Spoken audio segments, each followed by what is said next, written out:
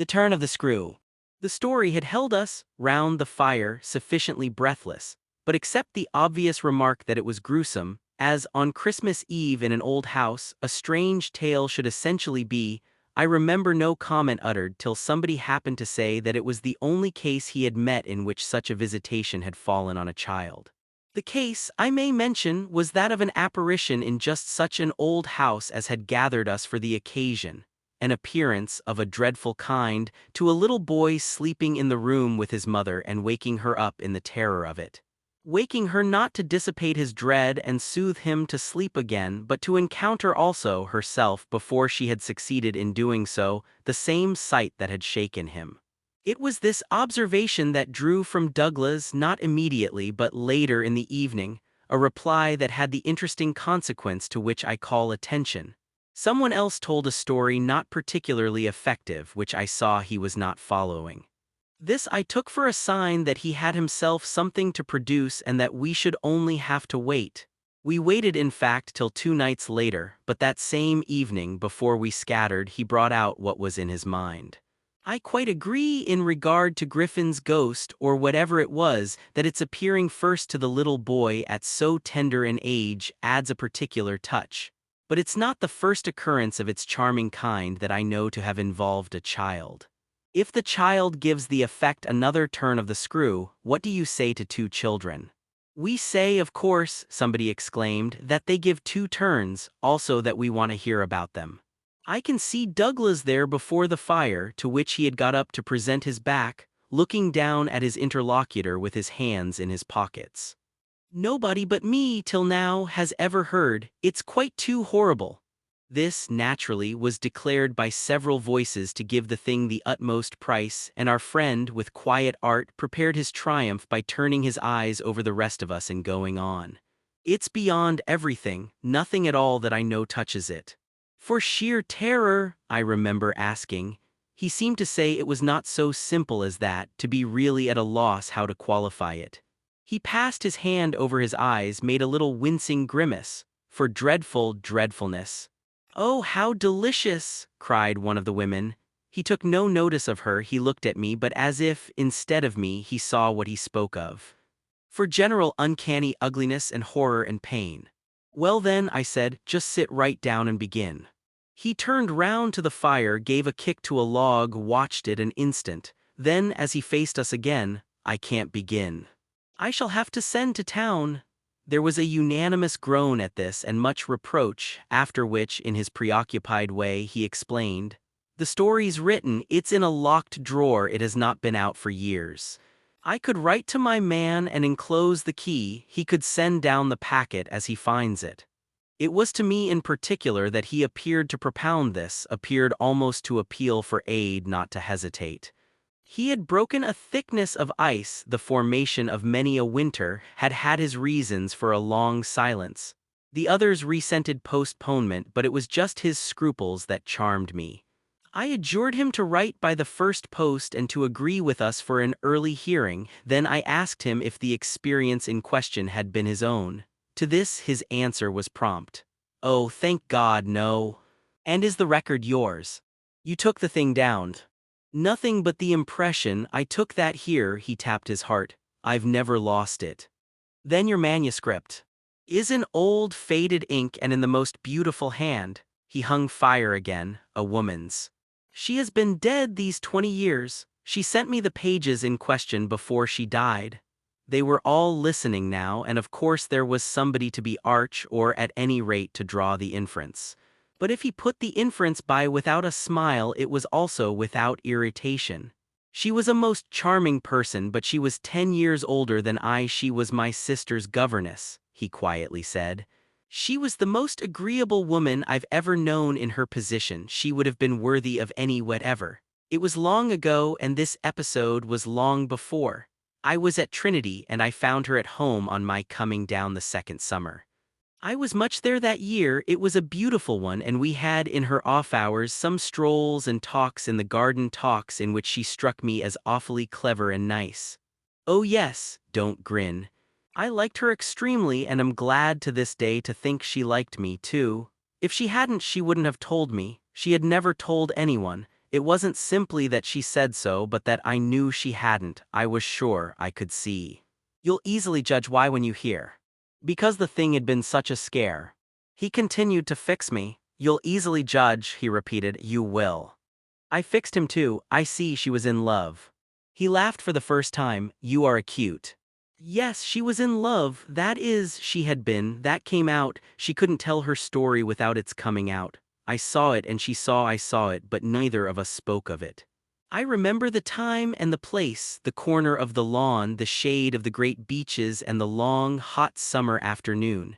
It wasn't a scene for a shudder, but oh, he quitted the fire and dropped back into his chair. You'll receive the packet Thursday morning, I inquired. Probably not till the second post. Well then, after dinner. You'll all meet me here, he looked us round again. Isn't anybody going? It was almost the tone of hope. Everybody will stay. I will, and I will, cried the ladies whose departure had been fixed. Mrs. Griffin, however, expressed the need for a little more light. Who was it she was in love with? The story will tell, I took upon myself to reply. Oh, I can't wait for the story. The story won't tell, said Douglas, not in any literal vulgar way. More's the pity then, that's the only way I ever understand. Won't you tell Douglas? Somebody else inquired. He sprang to his feet again. Yes, tomorrow, now I must go to bed, good night. And quickly catching up a candlestick he left us slightly bewildered. From our end of the great brown hall we heard his step on the stair. Whereupon Mrs. Griffin spoke. Well, if I don't know who she was in love with, I know who he was. She was 10 years older, said her husband. Racin de plus at that age. But it's rather nice, his long reticence. 40 years, Griffin put in, with this outbreak at last. The outbreak, I returned, will make a tremendous occasion of Thursday night, and everyone so agreed with me that, in the light of it, we lost all attention for everything else. The last story, however incomplete and like the mere opening of a serial, had been told. We handshook and candlestuck, as somebody said, and went to bed. I knew the next day that a letter containing the key had, by the first post, gone off to his London apartments. But in spite of, or perhaps just on account of, the eventual diffusion of this knowledge, we quite let him alone till after dinner, till such an hour of the evening, in fact, as might best accord with the kind of emotion on which our hopes were fixed. Then he became as communicative as we could desire, and indeed gave us his best reason for being so. We had it from him again before the fire in the hall, as we had had our mild wonders of the previous night. It appeared that the narrative he had promised to read us really required for a proper intelligence a few words of prologue. Let me say here distinctly, to have done with it, that this narrative, from an exact transcript of my own made much later, is what I shall presently give. Poor Douglas, before his death, when it was in sight, committed to me the manuscript that reached him on the third of these days, and that, on the same spot with immense effect, he began to read to our hushed little circle on the night of the 4th. The departing ladies who had said they would stay didn't, of course, thank heaven, stay. They departed, in consequence of arrangements made in a rage of curiosity, as they professed, produced by the touches with which he had already worked us up. But that only made his little final auditory more compact and select, kept it, round the hearth, subject to a common thrill. The first of these touches conveyed that the written statement took up the tale at a point after it had in a manner begun. The fact to be in possession of was therefore that his old friend, the youngest of several daughters of a poor country parson, had at the age of 20, on taking service for the first time in the schoolroom, come up to London in trepidation, to answer in person an advertisement that had already placed her in brief correspondence with the advertiser. This person proved, on her presenting herself for judgment at a house in Harley Street that impressed her as vast and imposing, this prospective patron proved a gentleman, a bachelor in the prime of life, such a figure as had never risen, save in a dream or an old novel, before a fluttered, anxious girl out of a Hampshire vicarage. One could easily fix his type, it never happily dies out. He was handsome and bold and pleasant, offhand and gay and kind. He struck her inevitably as gallant and splendid, but what took her most of all and gave her the courage she afterward showed was that he put the whole thing to her as a kind of favor, an obligation he should gratefully incur. She conceived him as rich but as fearfully extravagant, saw him all in a glow of high fashion, of good looks, of expensive habits, of charming ways with women. He had for his own town residence a big house filled with the spoils of travel and the trophies of the chase. But it was to his country home, an old family place in Essex, that he wished her immediately to proceed. He had been left, by the death of their parents in India, guardian to a small nephew and a small niece, children of a younger, a military brother whom he had lost 2 years before. These children were, by the strangest of chances for a man in his position, a lone man without the right sort of experience or a grain of patience, very heavily on his hands. It had all been a great worry and on his own part doubtless a series of blunders, but he immensely pitied the poor chicks and had done all he could. Had in particular sent them down to his other house, the proper place for them being of course the country, and kept them there from the first, with the best people he could find to look after them, parting even with his own servants to wait on them and going down himself whenever he might to see how they were doing. The awkward thing was that they had practically no other relations and that his own affairs took up all his time. He had put them in possession of Bly, which was healthy and secure, and had placed at the head of their little establishment, but below stairs only, an excellent woman, Mrs. Groves, whom he was sure his visitor would like and who had formerly been maid to his mother. She was now housekeeper and was also acting for the time as superintendent to the little girl, of whom, without children of her own, she was, by good luck, extremely fond. There were plenty of people to help, but of course the young lady who should go down as governess would be in supreme authority. She would also have, in holidays, to look after the small boy who had been for a term at school, young as he was to be sent, but what else could be done? And who, as the holidays were about to begin, would be back from one day to the other. There had been for the two children at first a young lady whom they had had the misfortune to lose. She had done for them quite beautifully, she was a most respectable person, till her death, the great awkwardness of which had precisely left no alternative but the school for little Miles. Mrs. Groves since then in the way of manners and things had done as she could for Flora, and there were, further, a cook, a housemaid, a dairywoman, an old pony, an old groom, and an old gardener, all likewise thoroughly respectable. So far had Douglas presented his picture when someone put a question. And what did the former governess die of so much respectability? Our friend's answer was prompt, "That will come out. I don't anticipate." "Excuse me, I thought that was just what you are doing." "In her successor's place," I suggested, "I should have wished to learn if the office brought with it necessary danger to life." Douglas completed my thought. "She did wish to learn, and she did learn. You shall hear tomorrow what she learned."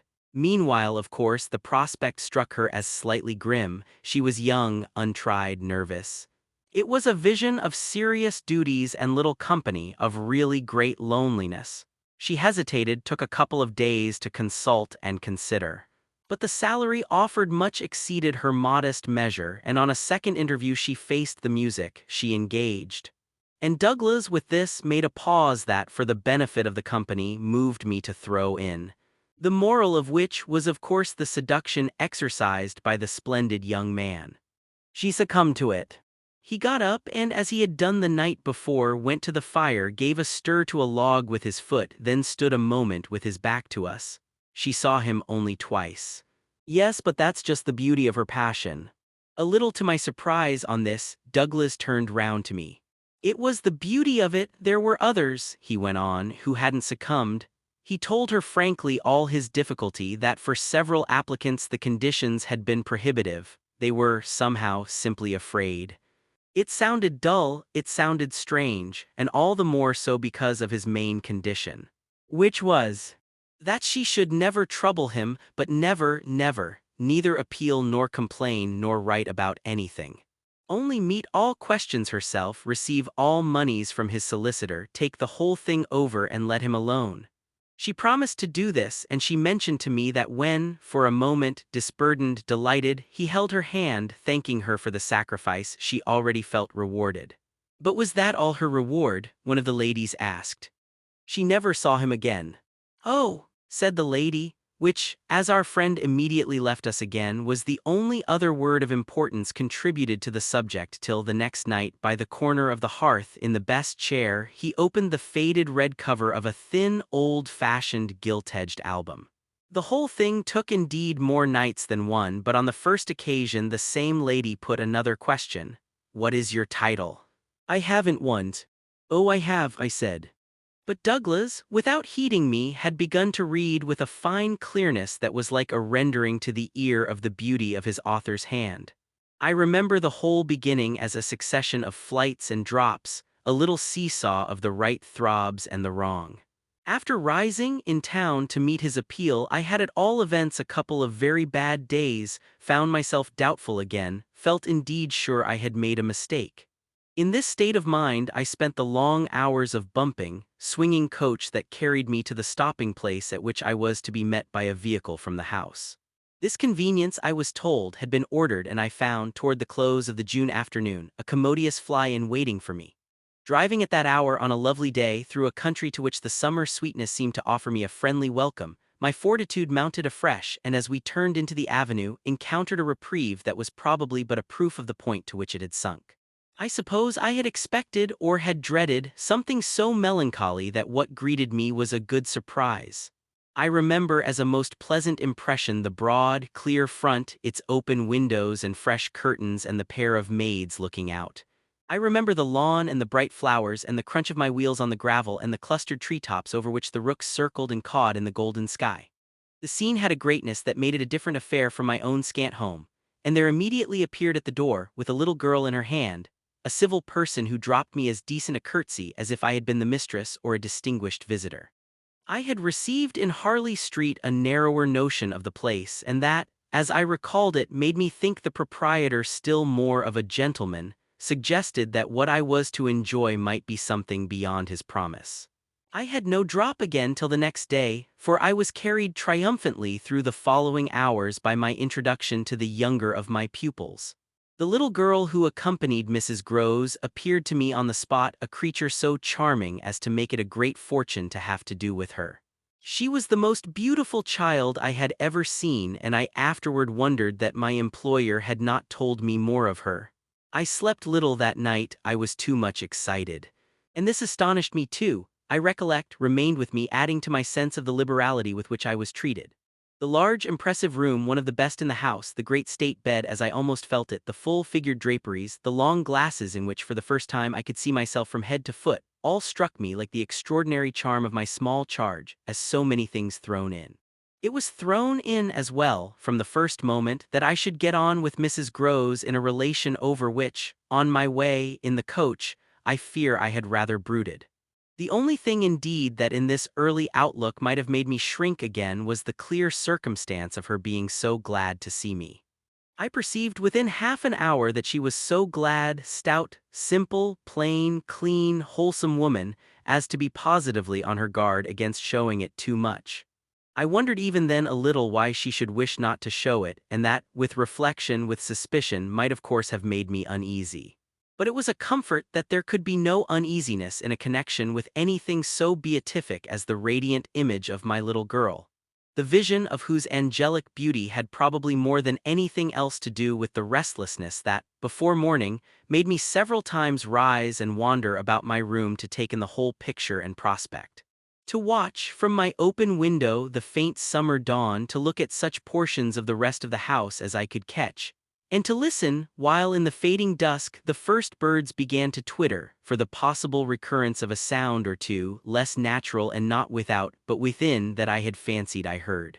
There had been a moment when I believed I recognized, faint and far, the cry of a child. There had been another when I found myself just consciously starting as at the passage, before my door, of a light footstep. But these fancies were not marked enough not to be thrown off. And it is only in the light, or the gloom, I should rather say, of other and subsequent matters that they now come back to me. To watch, teach, form little Flora would too evidently be the making of a happy and useful life. It had been agreed between us downstairs that after this first occasion I should have her as a matter of course at night, her small white bed being already arranged to that end in my room. What I had undertaken was the whole care of her, and she had remained just this last time with Mrs. Groves only as an effect of our consideration for my inevitable strangeness and her natural timidity.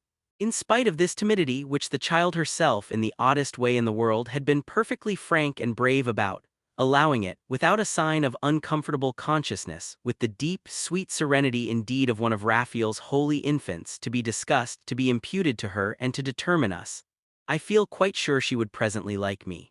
It was part of what I already liked Mrs. Groves herself for, the pleasure I could see her feel in my admiration and wonder as I sat at supper with 4 tall candles, and with my pupil, in a high chair and a bib brightly facing me between them over bread and milk. There were naturally things that in Flora's presence could pass between us only as prodigious and gratified looks, obscure and roundabout allusions. And the little boy, does he look like her? Is he too so very remarkable? One wouldn't flatter a child. Oh, miss, most remarkable, if you think well of this one. And she stood there with a plate in her hand, beaming at our companion, who looked from one of us to the other with placid heavenly eyes that contained nothing to check us. Yes, if I do. You will be carried away by the little gentleman. Well, that, I think, is what I came for, to be carried away. I'm afraid, however, I remember feeling the impulse to add, I'm rather easily carried away. I was carried away in London. I can still see Mrs. Groves's broad face as she took this in Harley Street. In Harley Street. Well, miss, you're not the first, and you won't be the last. Oh, I've no pretension, I could laugh, to being the only one.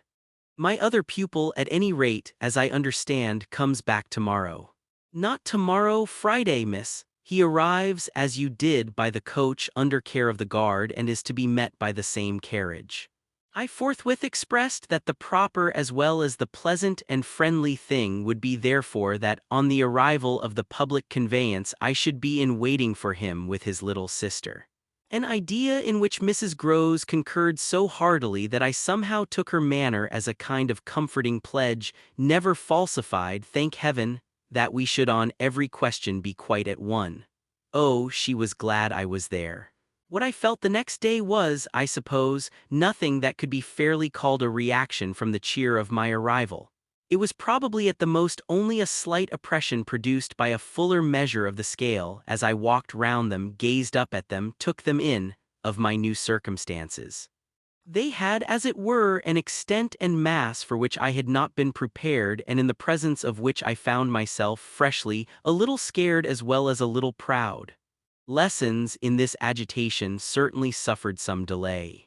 I reflected that my first duty was, by the gentlest arts I could contrive, to win the child into the sense of knowing me. I spent the day with her out of doors. I arranged with her, to her great satisfaction, that it should be she only, who might show me the place. She showed it step by step and room by room and secret by secret, with droll, delightful, childish talk about it, and with the result in half an hour of our becoming immense friends. Young as she was, I was struck, throughout our little tour, with her confidence and courage, with the way, in empty chambers and dull corridors, on crooked staircases that made me pause, and even on the summit of an old machicolated square tower that made me dizzy, her morning music, her disposition to tell me so many more things than she asked, rang out and led me on. I have not seen Bly since the day I left it, and I dare say that to my older and more informed eyes it would now appear sufficiently contracted. But as my little conductress, with her hair of gold and her frock of blue, danced before me round corners and pattered down passages, I had the view of a castle of romance inhabited by a rosy sprite, such a place as would somehow, for diversion of the young idea, take all color out of storybooks and fairy tales. Wasn't it just a storybook over which I had fallen a doze and a dream? No, it was a big, ugly, antique but convenient house, embodying a few features of a building still older, half replaced and half utilized, in which I had the fancy of our being almost as lost as a handful of passengers in a great drifting ship. Well, I was, strangely, at the helm.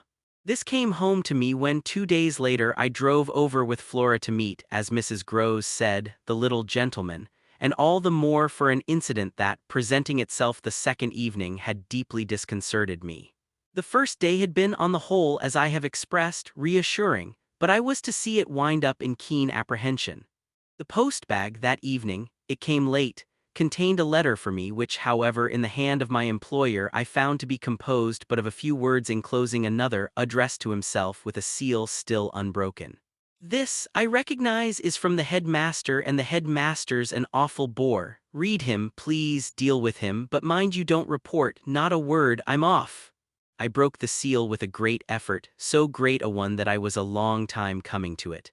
Took the unopened missive at last up to my room and only attacked it just before going to bed.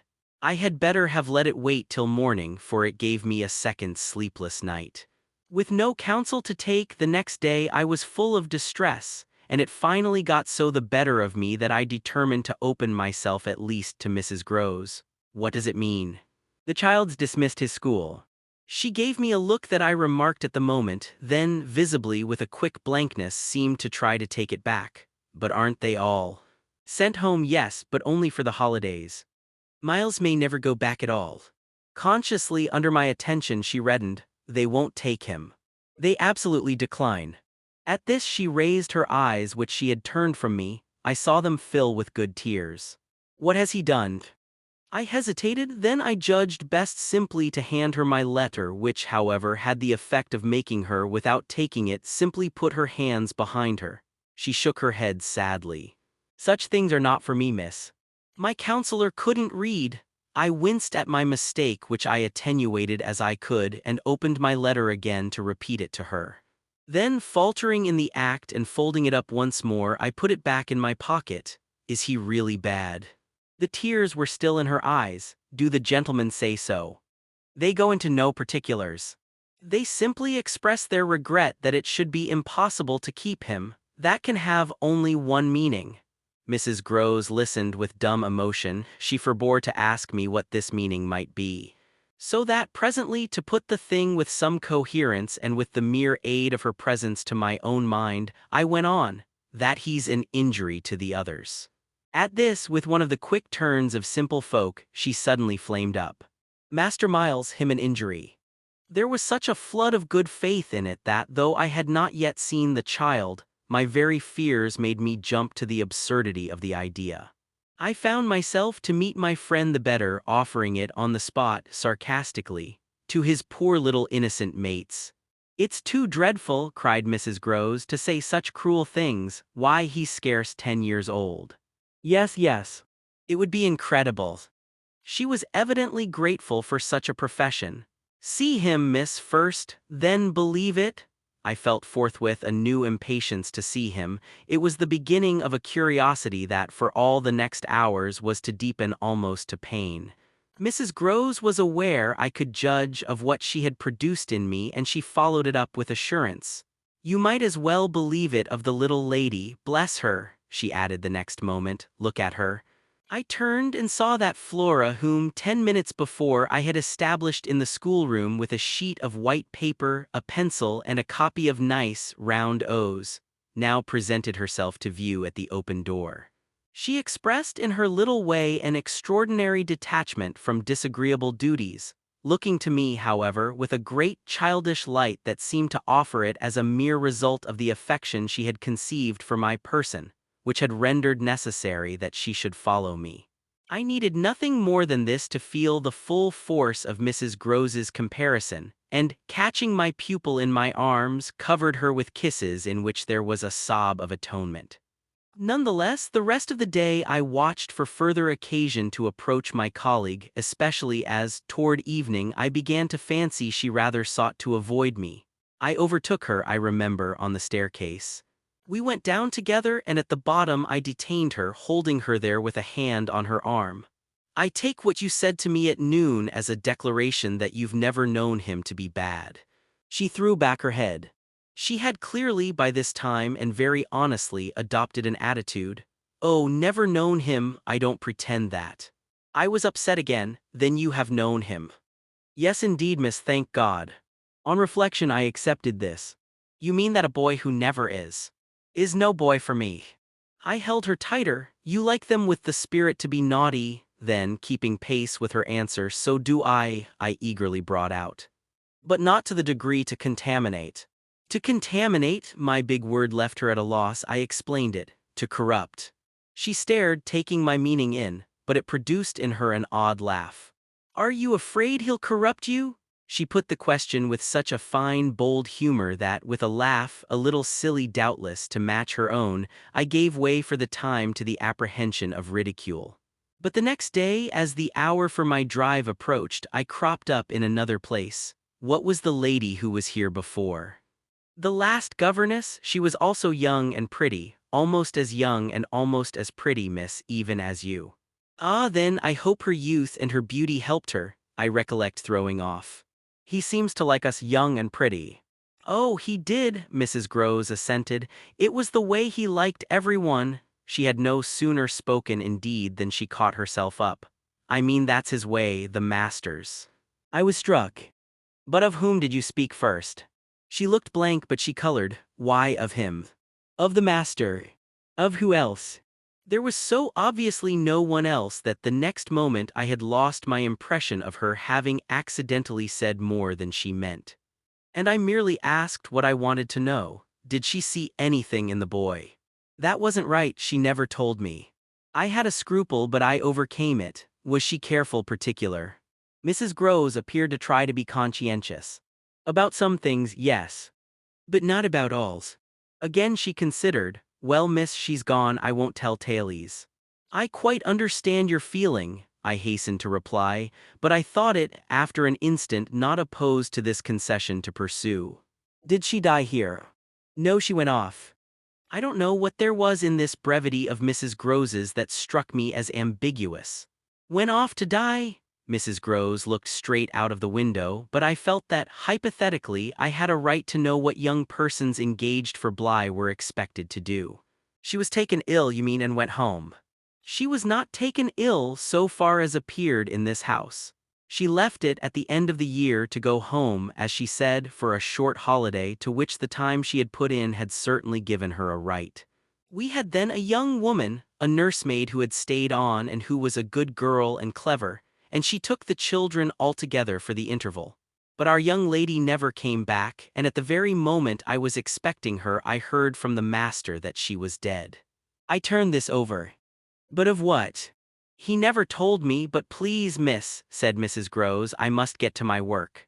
Her thus turning her back on me was fortunately not, for my just preoccupations, a snub that could check the growth of our mutual esteem. We met, after I had brought home little Miles, more intimately than ever on the ground of my stupefaction, my general emotion. So monstrous was I then ready to pronounce it that such a child as had now been revealed to me should be under an interdict. I was a little late on the scene, and I felt, as he stood wistfully looking out for me before the door of the inn at which the coach had put him down, that I had seen him, on the instant, without and within, in the great glow of freshness, the same positive fragrance of purity, in which I had, from the first moment, seen his little sister. He was incredibly beautiful, and Mrs. Groves had put her finger on it. Everything but a sort of passion of tenderness for him was swept away by his presence. What I then and there took him to my heart, for was something divine that I have never found to the same degree in any child, his indescribable little air of knowing nothing in the world but love. It would have been impossible to carry a bad name with a greater sweetness of innocence, and by the time I had got back to Bly with him I remained merely bewildered, so far, that is, as I was not outraged, by the sense of the horrible letter locked up in my room in a drawer. As soon as I could compass a private word with Mrs. Groves, I declared to her that it was grotesque. She promptly understood me. You mean the cruel charge? It doesn't live an instant. My dear woman, look at him. She smiled at my pretension to have discovered his charm. I assure you, miss, I do nothing else. What will you say, then? She immediately added. In answer to the letter, I had made up my mind. Nothing. And to his uncle? I was incisive. Nothing. And to the boy himself? I was wonderful. Nothing. She gave with her apron a great wipe to her mouth. Then I'll stand by you. We'll see it out. We'll see it out? I ardently echoed, giving her my hand to make it a vow. She held me there a moment, then whisked up her apron again with her detached hand. Would you mind, miss, if I used the freedom? To kiss me? No, I took the good creature in my arms, and after we had embraced like sisters, felt still more fortified and indignant. This, at all events, was for the time. A time so full that, as I recall the way it went, it reminds me of all the art I now need to make it a little distinct. What I look back at with amazement is the situation I accepted. I had undertaken with my companion to see it out, and I was under a charm, apparently, that could smooth away the extent and the far and difficult connections of such an effort. I was lifted aloft on a great wave of infatuation and pity. I found it simple in my ignorance, my confusion, and perhaps my conceit to assume that I could deal with a boy whose education for the world was all on the point of beginning. I am unable even to remember at this day what proposal I framed for the end of his holidays and the resumption of his studies. Lessons with me, indeed, that charming summer we all had a theory that he was to have. But I now feel that for weeks the lessons must have been rather my own.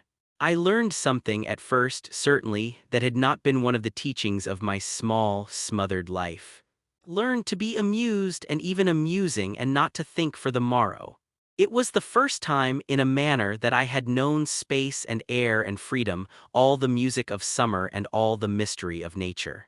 And then there was consideration, and consideration was sweet. Oh, it was a trap not designed but deep to my imagination, to my delicacy, perhaps to my vanity, to whatever in me was most excitable.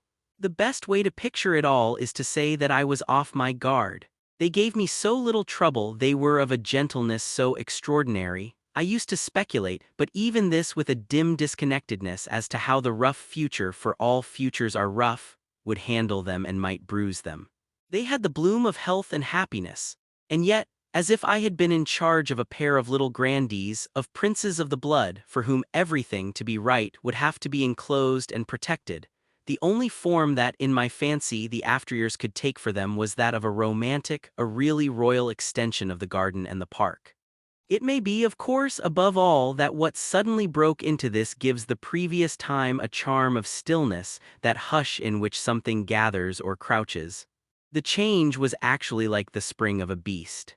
In the first weeks the days were long, they often, at their finest, gave me what I used to call my own hour, the hour when, for my pupils, tea-time and bedtime having come and gone, I had, before my final retirement, a small interval alone.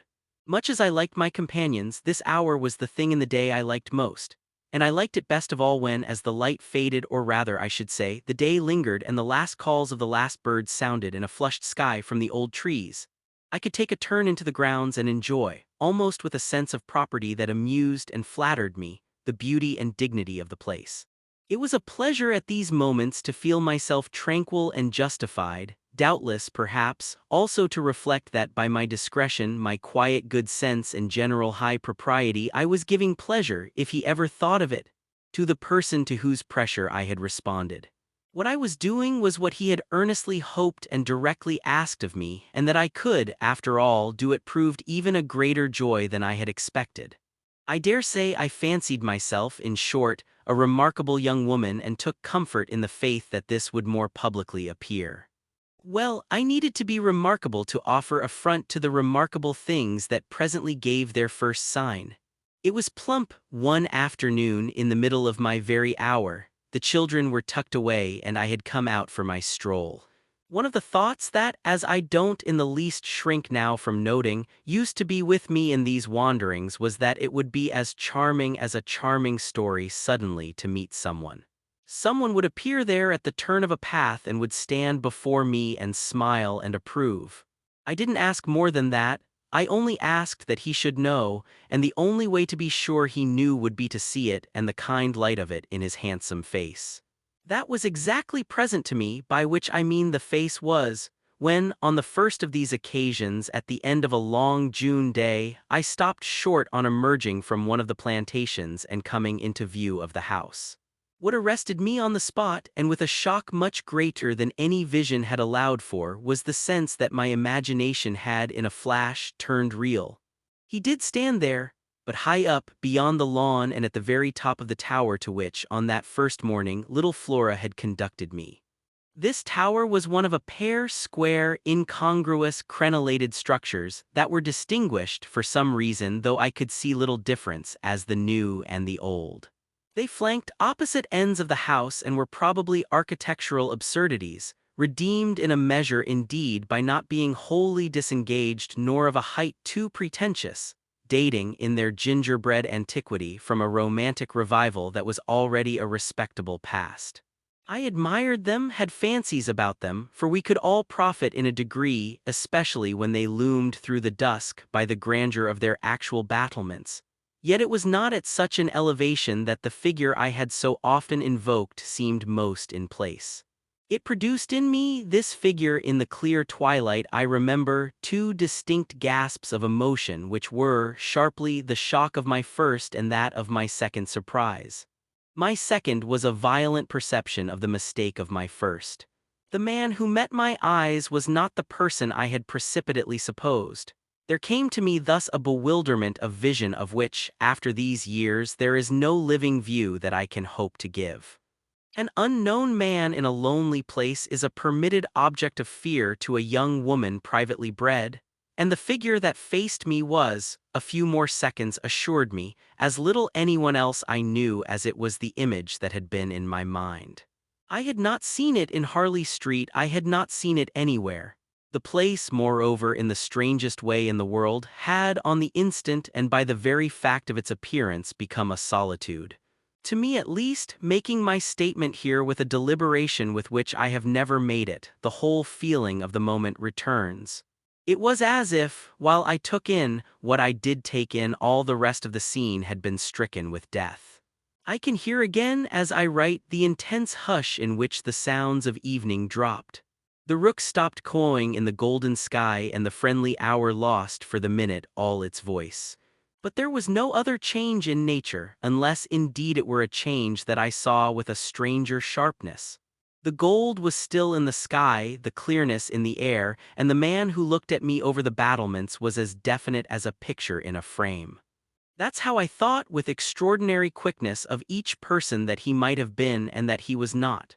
We were confronted across our distance quite long enough for me to ask myself with intensity who then he was, and to feel, as an effect of my inability to say, a wonder that in a few instants more became intense.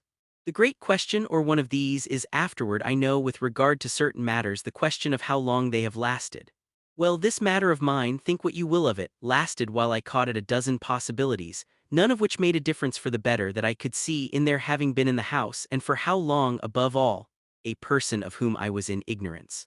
It lasted while I just bridled a little with the sense that my office demanded that there should be no such ignorance and no such person. It lasted while this visitant, at all events, and there was a touch of the strange freedom, as I remember, in the sign of familiarity of his wearing no hat, seemed to fix me from his position with just the question, just the scrutiny through the fading light that his own presence provoked. We were too far apart to call to each other, but there was a moment at which, at shorter range, some challenge between us, breaking the hush, would have been the right result of our straight mutual stare. He was in one of the angles, the one away from the house, very erect as it struck me and with both hands on the ledge. So I saw him as I see the letters I form on this page. Then, exactly after a minute, as if to add to the spectacle, he slowly changed his place, passed, looking at me hard all the while, to the opposite corner of the platform. Yes, I had the sharpest sense that during this transit he never took his eyes from me, and I can see at this moment the way his hand, as he went, passed from one of the crenellations to the next. He stopped at the other corner but less long, and even as he turned away still markedly fixed me. He turned away, that was all I knew. It was not that I didn't wait on this occasion for more, for I was rooted as deeply as I was shaken.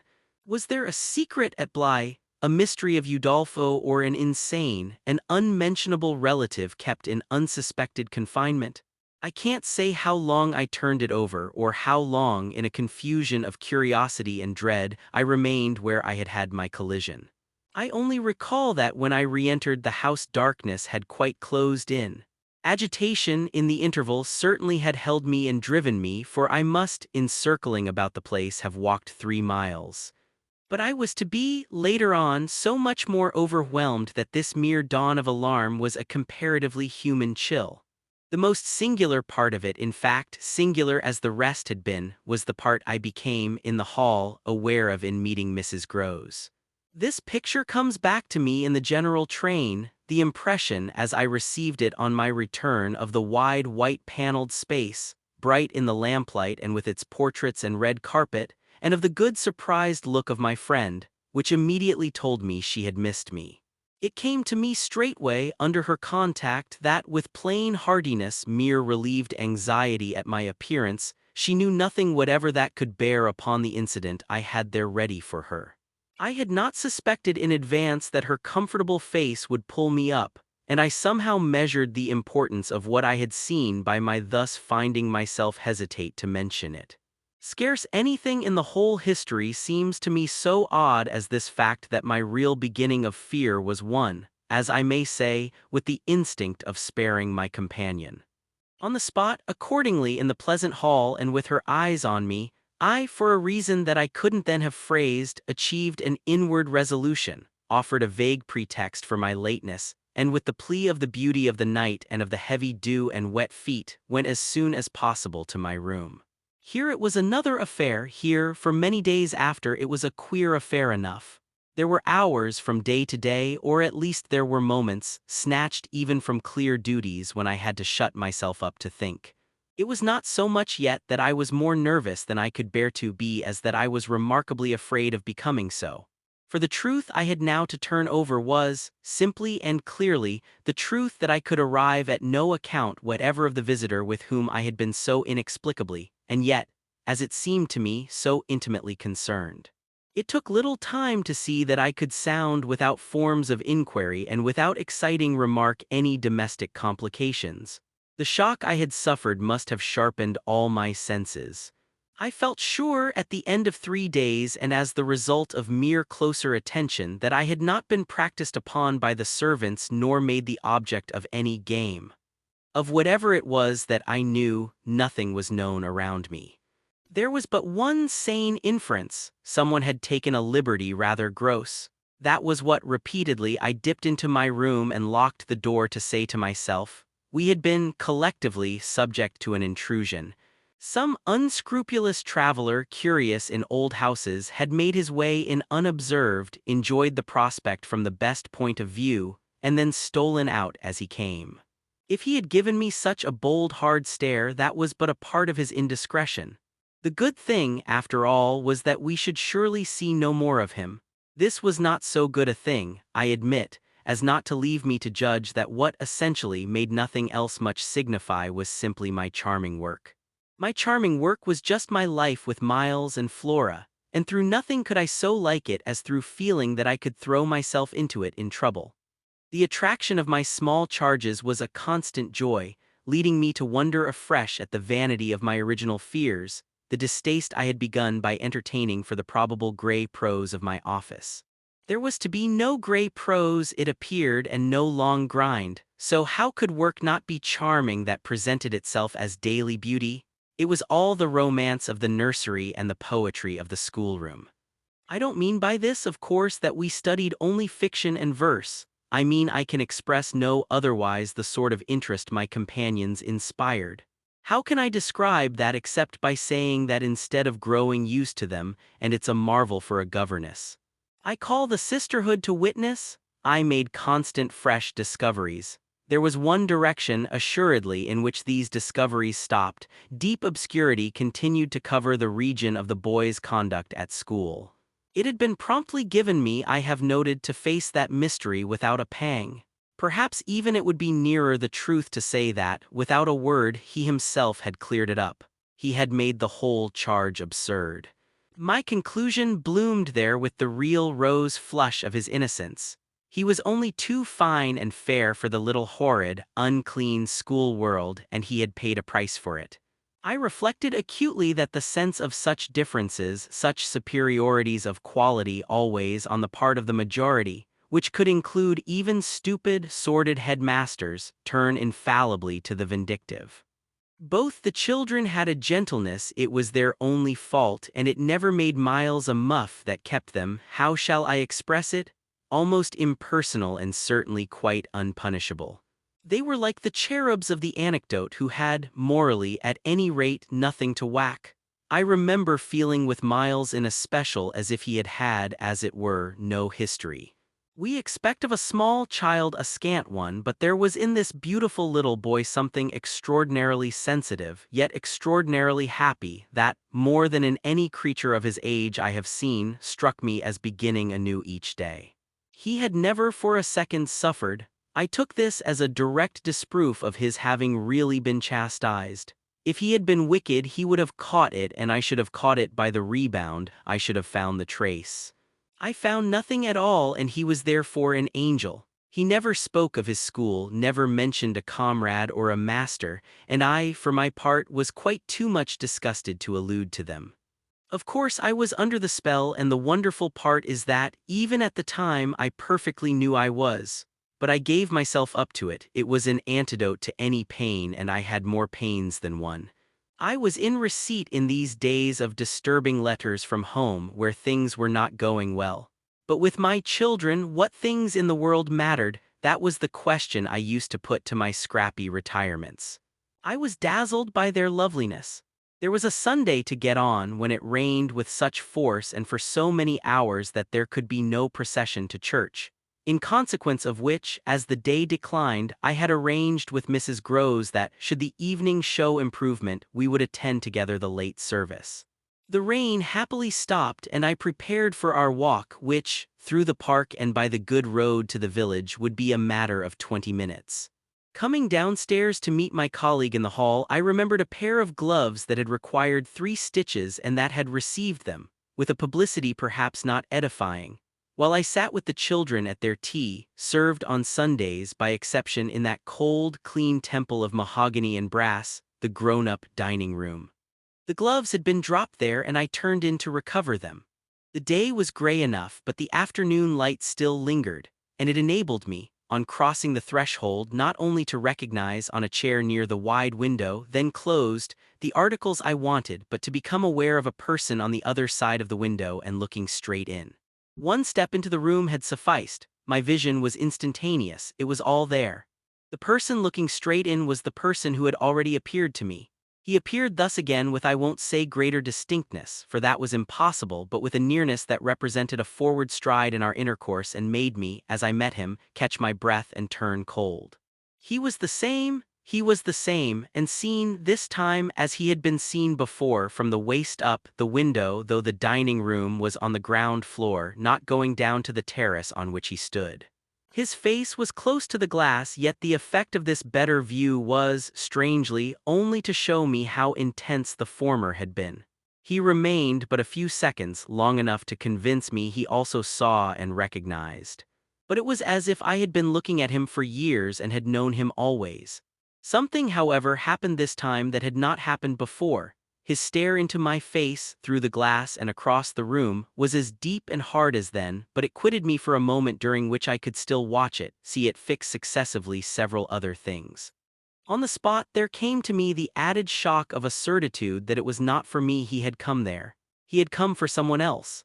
The flash of this knowledge, for it was knowledge in the midst of dread, produced in me the most extraordinary effect, started as I stood there, a sudden vibration of duty and courage. I say courage because I was beyond all doubt already far gone. I bounded straight out of the door again, reached that of the house, got, in an instant, upon the drive, and passing along the terrace as fast as I could rush, turned a corner and came full in sight. But it was in sight of nothing now, my visitor had vanished.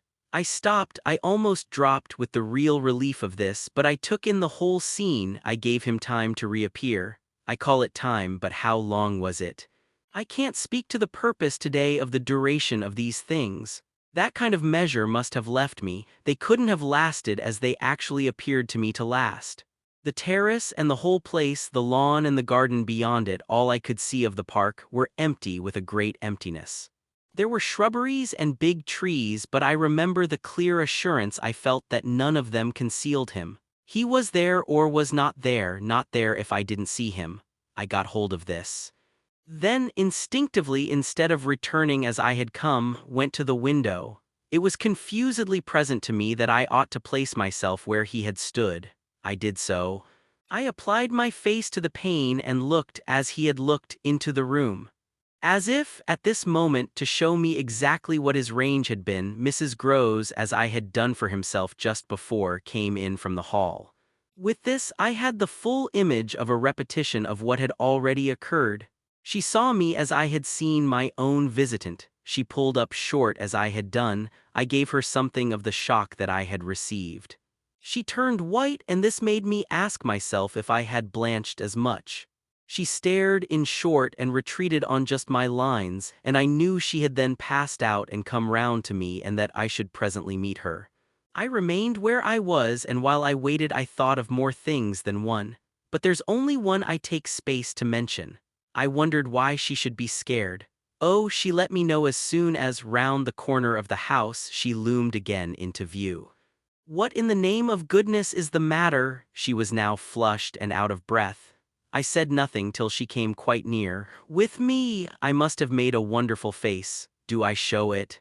You're as white as a sheet, you look awful. I considered. I could meet on this, without scruple, any innocence. My need to respect the bloom of Mrs. Groves's had dropped without a rustle from my shoulders, and if I wavered for the instant it was not with what I kept back. I put out my hand to her and she took it. I held her hard a little, liking to feel her close to me. There was a kind of support in the shy heave of her surprise. You came for me for church, of course, but I can't go. Has anything happened? Yes. You must know now, did I look very queer? Through this window, dreadful. Well, I said, I've been frightened. Mrs. Groves's eyes expressed plainly that she had no wish to be, yet also that she knew too well her place not to be ready to share with me any marked inconvenience. Oh, it was quite settled that she must share. Just what you saw from the dining room a minute ago was the effect of that. What I saw just before was much worse. Her hand tightened. What was it? An extraordinary man. Looking in. What extraordinary man? I haven't the least idea. Mrs. Groves gazed round us in vain. Then where is he gone? I know still less. Have you seen him before? Yes, once. On the old towers. She could only look at me harder. Do you mean he's a stranger? Oh, very much. Yet you didn't tell me. No, for reasons, but now that you've guessed. Mrs. Groves's round eyes encountered this charge. Ah, I haven't guessed, she said very simply. How can I if you don't imagine? I don't in the very least. You've seen him nowhere but on the tower. And on this spot just now. Mrs. Groves looked round again. What was he doing on the tower? Only standing there and looking down at me. She thought a minute. Was he a gentleman? I found I had no need to think. No, she gazed in deeper wonder. No. Then nobody about the place. Nobody from the village. Nobody, I didn't tell you but I made sure. She breathed a vague relief. This was, oddly, so much to the good, it only went indeed a little way. But if he isn't a gentleman, what is he? He's a horror. A horror. He's, God help me if I know what he is. Mrs. Groves looked round once more. She fixed her eyes on the duskier distance, then, pulling herself together, turned to me with abrupt inconsequence. It's time we should be at church. Oh, I'm not fit for church. Won't it do you good? It won't do them, I nodded at the house. The children. I can't leave them now. You're afraid. I spoke boldly. I'm afraid of him. Mrs. Groves's large face showed me, at this, for the first time, the faraway faint glimmer of a consciousness more acute. I somehow made out in it the delayed dawn of an idea I myself had not given her, and that was as yet quite obscure to me. It comes back to me that I thought instantly of this as something I could get from her, and I felt it to be connected with the desire she presently showed to know more.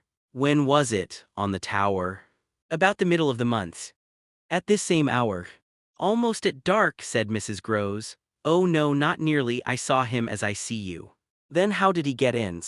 And how did he get out? I laughed. I had no opportunity to ask him. This evening, you see, I pursued, he has not been able to get in. He only peeps. I hope it will be confined to that. She had now let go my hand. She turned away a little. I waited an instant, then I brought out, "Go to church, goodbye, I must watch." Slowly she faced me again. "Do you fear for them?" We met in another long look. "Don't you?" Instead of answering, she came nearer to the window and for a minute applied her face to the glass. "You see how he could see," I meanwhile went on. She didn't move. "How long was he here?" "Till I came out, I came to meet him."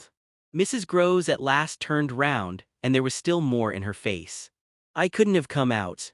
"Neither could I laughed again, "but I did come, I have my duty." "So have I mine," she replied, after which she added, "What is he like?" "I've been dying to tell you. But he's like nobody." "Nobody?" she echoed. "He has no hat." Then seeing in her face that she already in this, with a deeper dismay, found a touch of picture, I quickly added stroke to stroke.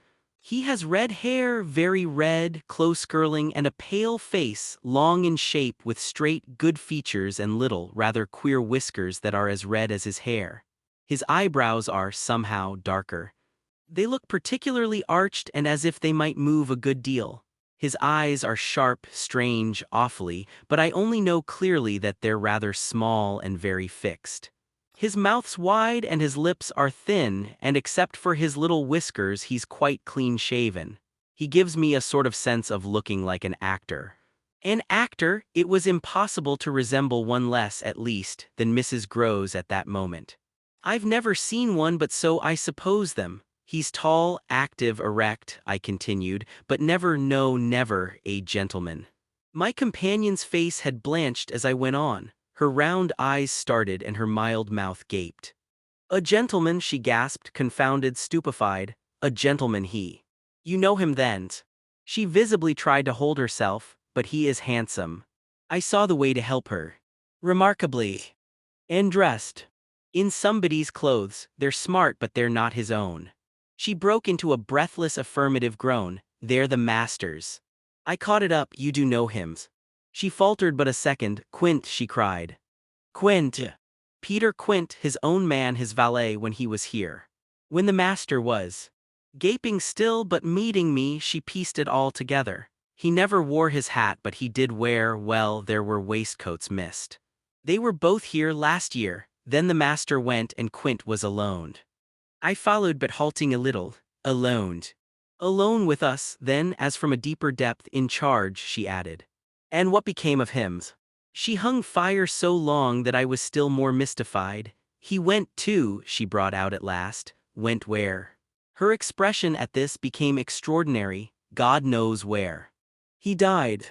"Died?" I almost shrieked. She seemed fairly to square herself, plant herself more firmly, to utter the wonder of it.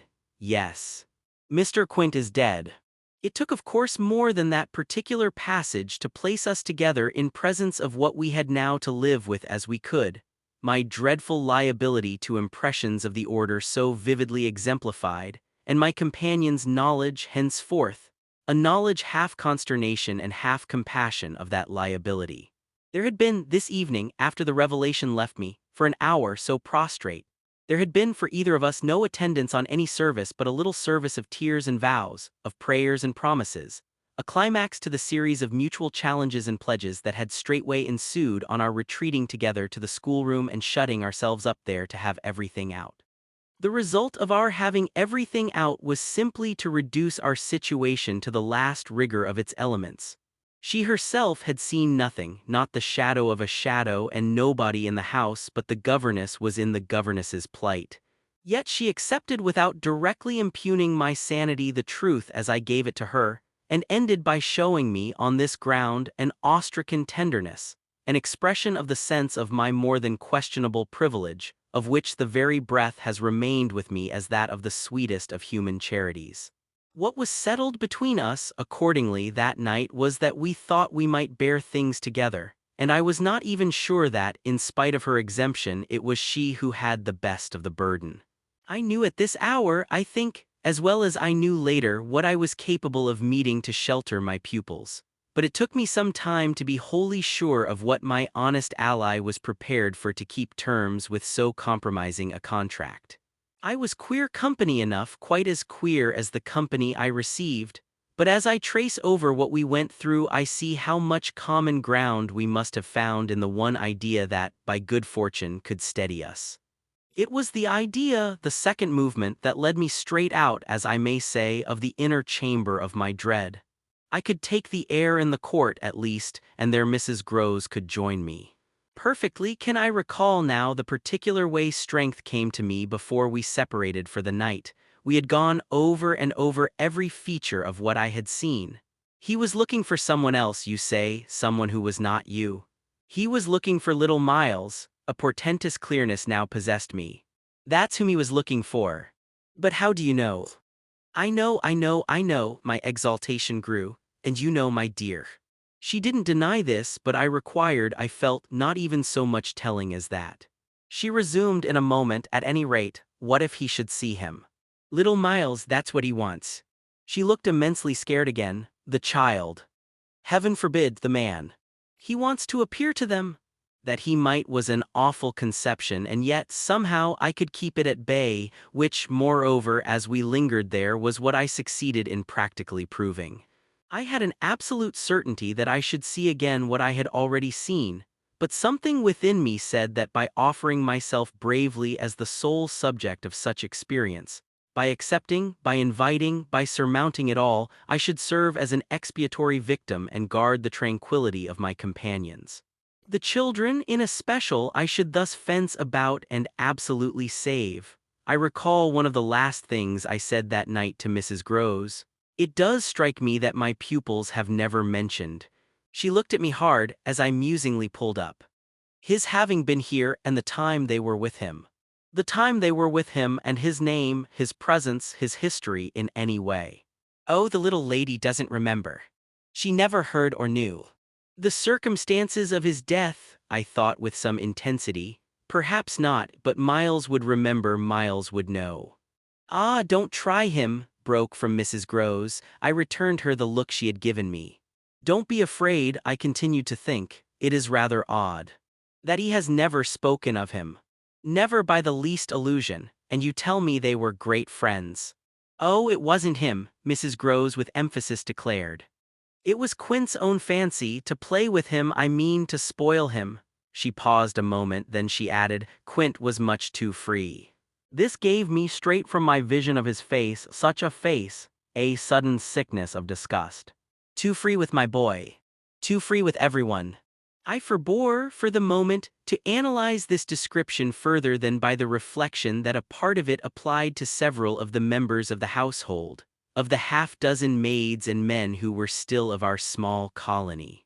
But there was everything for our apprehension in the lucky fact that no discomfortable legend, no perturbation of scullions had ever, within anyone's memory, attached to the kind old place. It had neither bad name nor ill fame, and Mrs. Groves most apparently only desired to cling to me and to quake in silence. I even put her, the very last thing of all, to the test. It was when, at midnight, she had her hand on the schoolroom door to take leave. I have it from you then, for it's of great importance, that he was definitely and admittedly bad. Oh, not admittedly. I knew it, but the master didn't.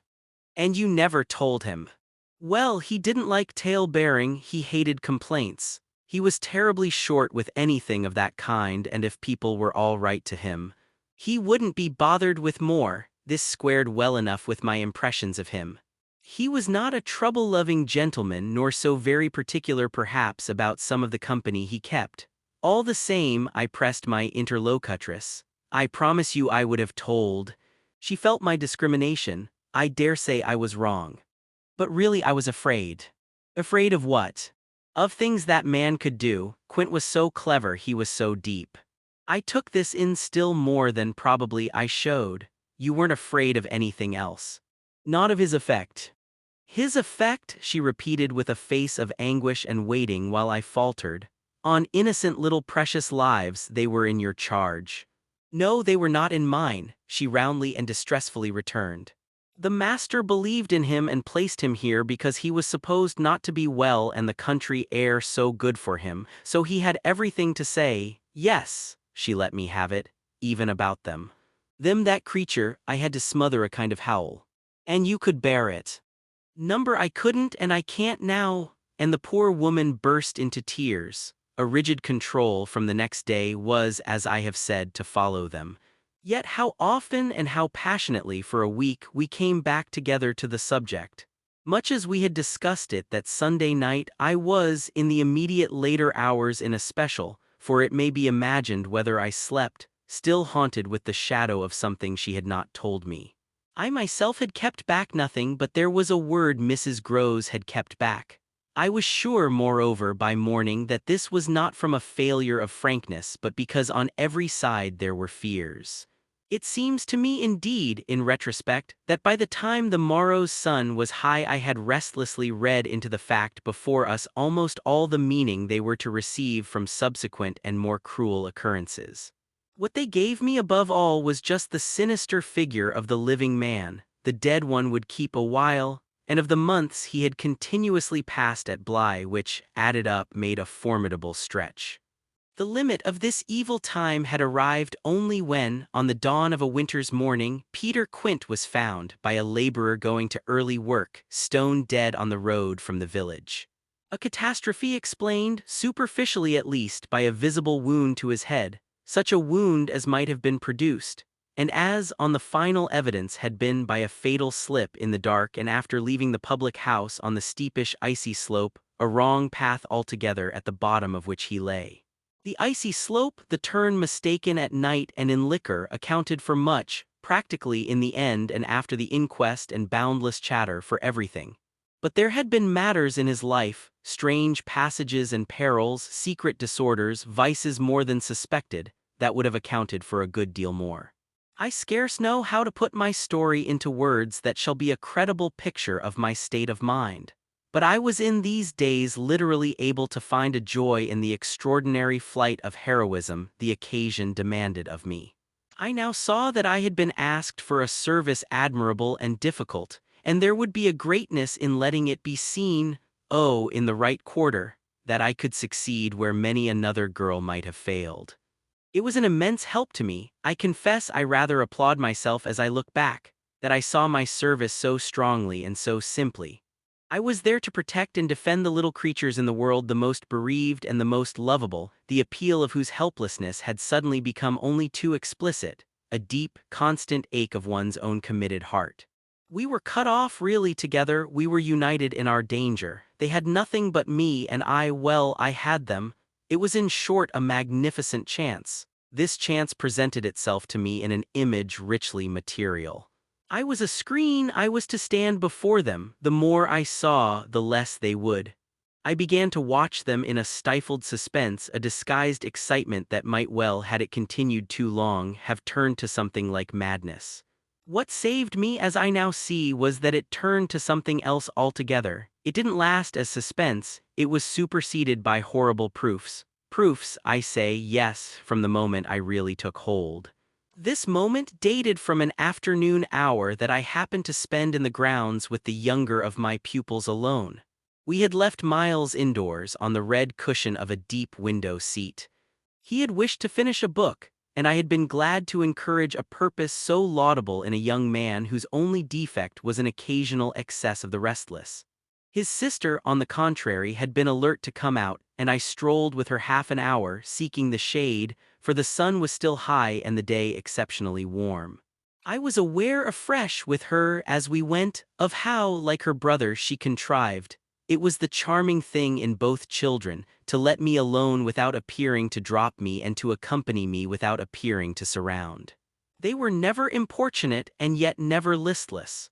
My attention to them all really went to seeing them amuse themselves immensely without me. This was a spectacle they seemed actively to prepare, and that engaged me as an active admirer.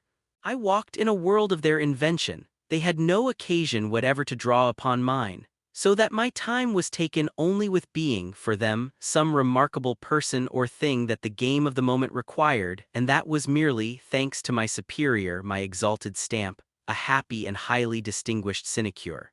I forget what I was on the present occasion. I only remember that I was something very important and very quiet, and that Flora was playing very hard. We were on the edge of the lake, and, as we had lately begun geography, the lake was the Sea of Azov. Suddenly, in these circumstances, I became aware that on the other side of the Sea of Azov we had an interested spectator. The way this knowledge gathered in me was the strangest thing in the world, the strangest, that is, except the very much stranger in which it quickly merged itself. I had sat down with a piece of work, for I was something or other that could sit on the old stone bench which overlooked the pond, and in this position I began to take in with certitude, and yet without direct vision, the presence at a distance of a third person. The old trees, the thick shrubbery made a great and pleasant shade, but it was all suffused with the brightness of the hot, still hour. There was no ambiguity in anything. None whatever, at least, in the conviction I from one moment to another found myself forming as to what I should see straight before me and across the lake as a consequence of raising my eyes. They were attached at this juncture to the stitching in which I was engaged, and I can feel once more the spasm of my effort not to move them till I should so have steadied myself as to be able to make up my mind what to do. There was an alien object in view, a figure whose right of presence I instantly, passionately questioned. I recollect counting over perfectly the possibilities, reminding myself that nothing was more natural, for instance, than the appearance of one of the men about the place, or even of a messenger, a postman, or a tradesman's boy from the village. That reminder had as little effect on my practical certitude as I was conscious, still even without looking, of its having upon the character and attitude of our visitor. Nothing was more natural than that these things should be the other things that they absolutely were not. Of the positive identity of the apparition I would assure myself as soon as the small clock of my courage should have ticked out the right second. Meanwhile, with an effort that was already sharp enough, I transferred my eyes straight to little Flora, who, at the moment, was about 10 yards away. My heart had stood still for an instant with the wonder and terror of the question whether she too would see. And I held my breath while I waited for what a cry from her, what some sudden innocent sign either of interest or of alarm would tell me. I waited, but nothing came. Then, in the first place, and there is something more dire in this, I feel, than in anything I have to relate, I was determined by a sense that, within a minute, all sounds from her had previously dropped. And in the second, by the circumstance that, also within the minute, she had, in her play, turned her back to the water. This was her attitude when I at last looked at her, looked with the confirmed conviction that we were still together under direct personal notice.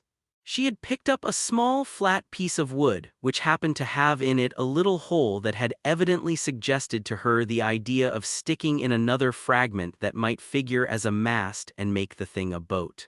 This second morsel, as I watched her, she was very markedly and intently attempting to tighten in its place. My apprehension of what she was doing sustained me so that after some seconds I felt I was ready for more. Then I again shifted my eyes, I faced what I had to face. I got hold of Mrs. Groves as soon after this as I could, and I can give no intelligible account of how I fought out the interval. Yet I still hear myself cry as I fairly threw myself into her arms, "They know it's too monstrous, they know, they know." And what on earth, I felt her incredulity as she held me. "Why, all that we know, and heaven knows what else besides." Then, as she released me, I made it out to her, made it out perhaps only now with full coherency even to myself. 2 hours ago in the garden, I could scarce articulate, Flora saw. Mrs. Groves took it as she might have taken a blow in the stomach. "She has told you," she panted. "Not a word, that's the horror," she kept it to herself. "The child of 8, that child!" Unutterable still for me was the stupefaction of it. Mrs. Groves, of course, could only gape the wider. "Then how do you know?" "I was there, I saw with my eyes." "Saw that she was perfectly aware." "Do you mean aware of him?" "No, of her. I was conscious as I spoke that I looked prodigious things, for I got the slow reflection of them in my companion's face. Another person this time, but a figure of quite as unmistakable horror and evil, a woman in black, pale and dreadful, with such an air also and such a face, on the other side of the lake. I was there with the child, quiet for the hour. And in the midst of it she came. Came how, from where? From where they come from, she just appeared and stood there, but not so near. And without coming nearer. Oh, for the effect and the feeling, she might have been as close as you. My friend with an odd impulse fell back a step. Was she someone you've never seen? Yes, but someone the child has, someone you have. Then, to show how I had thought it all out, my predecessor, the one who died. Miss Jessel. Miss Jessel, you don't believe me, I pressed. She turned right and left in her distress. How can you be sure? This drew from me in the state of my nerves a flash of impatience. Then ask Flora, she's sure, but I had no sooner spoken than I caught myself up. No, for God's sake don't, she'll say she isn't, she'll lie. Mrs. Groves was not too bewildered instinctively to protest. Ah, how can you? Because I'm clear, Flora doesn't want me to know. It's only then to spare you. No, there are depths. The more I go over it, the more I see in it, and the more I see in it, the more I fear. I don't know what I don't see, what I don't fear. Mrs. Groves tried to keep up with me. You mean you're afraid of seeing her again? Oh no, that's nothing now, then I explained. It's of not seeing her. But my companion only looked wan. I don't understand you. Why, it's that the child may keep it up, and that the child assuredly will, without my knowing it. At the image of this possibility, Mrs. Groves for a moment collapsed, yet presently to pull herself together again, as if from the positive force of the sense of what, should we yield an inch, there would really be to give way to. Dear, we must keep our heads, and after all, if she doesn't mind it, she even tried a grim joke. Perhaps she likes it. Like such things, a scrap of an infant. Isn't it just a proof of her blessed innocence? My friend bravely inquired. She brought me for the instant almost round. Oh, we must clutch at that, we must cling to it. If it isn't a proof of what you say, it's a proof of God knows what, for the woman's a horror of horrors. Mrs. Groves at this fixed her eyes a minute on the ground. Then at last raising them, tell me how you know, she said. Then you admit it's what she was, I cried. Tell me how you know, my friend simply repeated. No, by seeing her. By the way she looked. At you, do you mean, so wickedly? Dear me, no, I could have borne that. She gave me never a glance, she only fixed the child. Mrs. Groves tried to see it. Fixed her. Ah, with such awful eyes. She stared at mine as if they might really have resembled them. Do you mean of dislike? God help us, no, of something much worse. Worse than dislike, this left her indeed at a loss. With a determination indescribable, with a kind of fury of intention. I made her turn pale. Intention. To get hold of her? Mrs. Groves, her eyes just lingering on mine, gave a shudder and walked to the window. And while she stood there looking out, I completed my statement. That's what Flora knows. After a little she turned round. The person was in black, you say. In mourning, rather poor, almost shabby. But yes, with extraordinary beauty. I now recognized to what I had at last, stroke by stroke, brought the victim of my confidence, for she quite visibly weighed this. Oh, handsome, very, I insisted, wonderfully handsome. But infamous. She slowly came back to me. Miss Jessel was infamous. She once more took my hand in both her own, holding it as tight as if to fortify me against the increase of alarm I might draw from this disclosure. They were both infamous, she finally said. So for a little we faced it once more together, and I found absolutely a degree of help in seeing it now so straight. I appreciate, I said, the great decency of your not having hitherto spoken. But the time has certainly come to give me the whole thing. She appeared to assent to this, but still only in silence, seeing which I went on. I must have it now. Of what did she die? Come, there was something between them. There was everything. In spite of the difference. Oh, of their rank, their condition, she brought it woefully out. She was a lady. I turned it over, I again saw. Yes, she was a lady. And he so dreadfully below, said Mrs. Groves. I felt that I doubtless needn't press too hard in such company on the place of a servant in the scale. But there was nothing to prevent an acceptance of my companion's own measure of my predecessor's abasement. There was a way to deal with that, and I dealt, the more readily for my full vision, on the evidence of our employer's late clever, good-looking own man. Impudent, assured, spoiled, depraved, the fellow was a hound. Mrs. Groves considered as if it were perhaps a little a case for a sense of shades. I've never seen one like him. He did what he wished. With her. with them all. It was as if now in my friend's own eyes Miss Jessel had again appeared. I seemed at any rate for an instant to see their evocation of her as distinctly as I had seen her by the pond. And I brought out with decision, it must have been also what she wished. Mrs. Grose's face signified that it had been indeed, but she said at the same time, "Poor woman, she paid for it." "Then you do know what she died of?" I asked. "No, I know nothing. I wanted not to know. I was glad enough I didn't, and I thanked heaven she was well out of this." "Yet you had then your idea of her real reason for leaving?" "Oh yes, as to that, she couldn't have stayed. Fancy it here for a governess, and afterward I imagined and I still imagine, and what I imagine is dreadful." "Not so dreadful as what I do," I replied, on which I must have shown her, as I was indeed but too conscious, a front of miserable defeat. It brought out again all her compassion for me, and at the renewed touch of her kindness my power to resist broke down. I burst, as I had the other time made her burst, into tears. She took me to her motherly breast, and my lamentation overflowed. "I don't do it," I sobbed in despair. "I don't save or shield them. It's far worse than I dreamed. They're lost." What I had said to Mrs. Grose was true enough.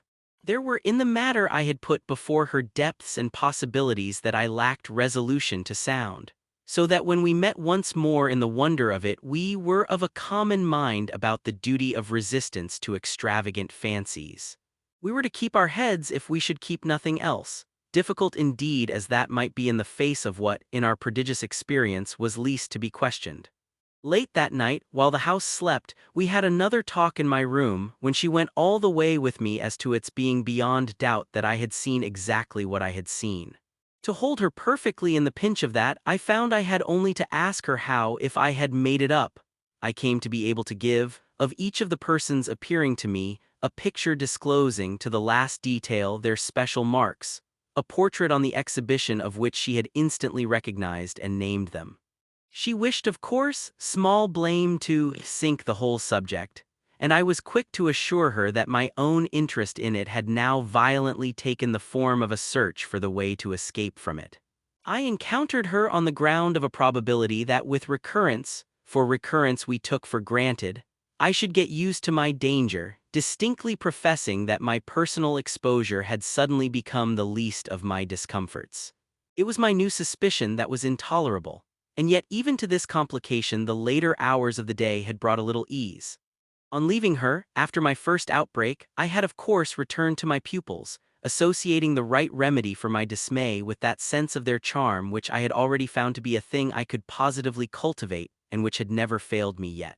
I had simply, in other words, plunged afresh into Flora's special society and there become aware, it was almost a luxury, that she could put her little conscious hand straight upon the spot that ached.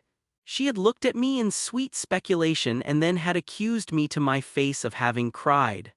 I had supposed I had brushed away the ugly signs, but I could literally, for the time at all events, rejoice under this fathomless charity that they had not entirely disappeared. To gaze into the depths of blue of the child's eyes and pronounce their loveliness a trick of premature cunning was to be guilty of a cynicism in preference to which I naturally preferred to abjure my judgment, and so far as might be, my agitation.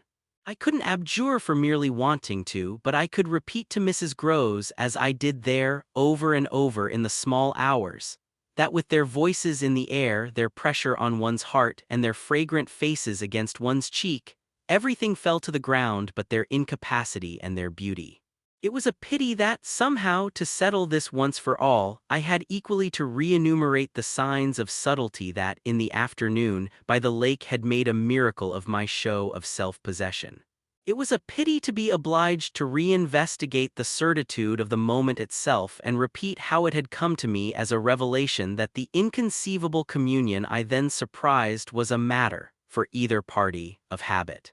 It was a pity that I should have had to quaver out again the reasons for my not having, in my delusion, so much as questioned that the little girl saw our visitant even as I actually saw Mrs. Grose herself, and that she wanted, by just so much as she did thus see, to make me suppose she didn't, and at the same time, without showing anything, arrive at a guess as to whether I myself did.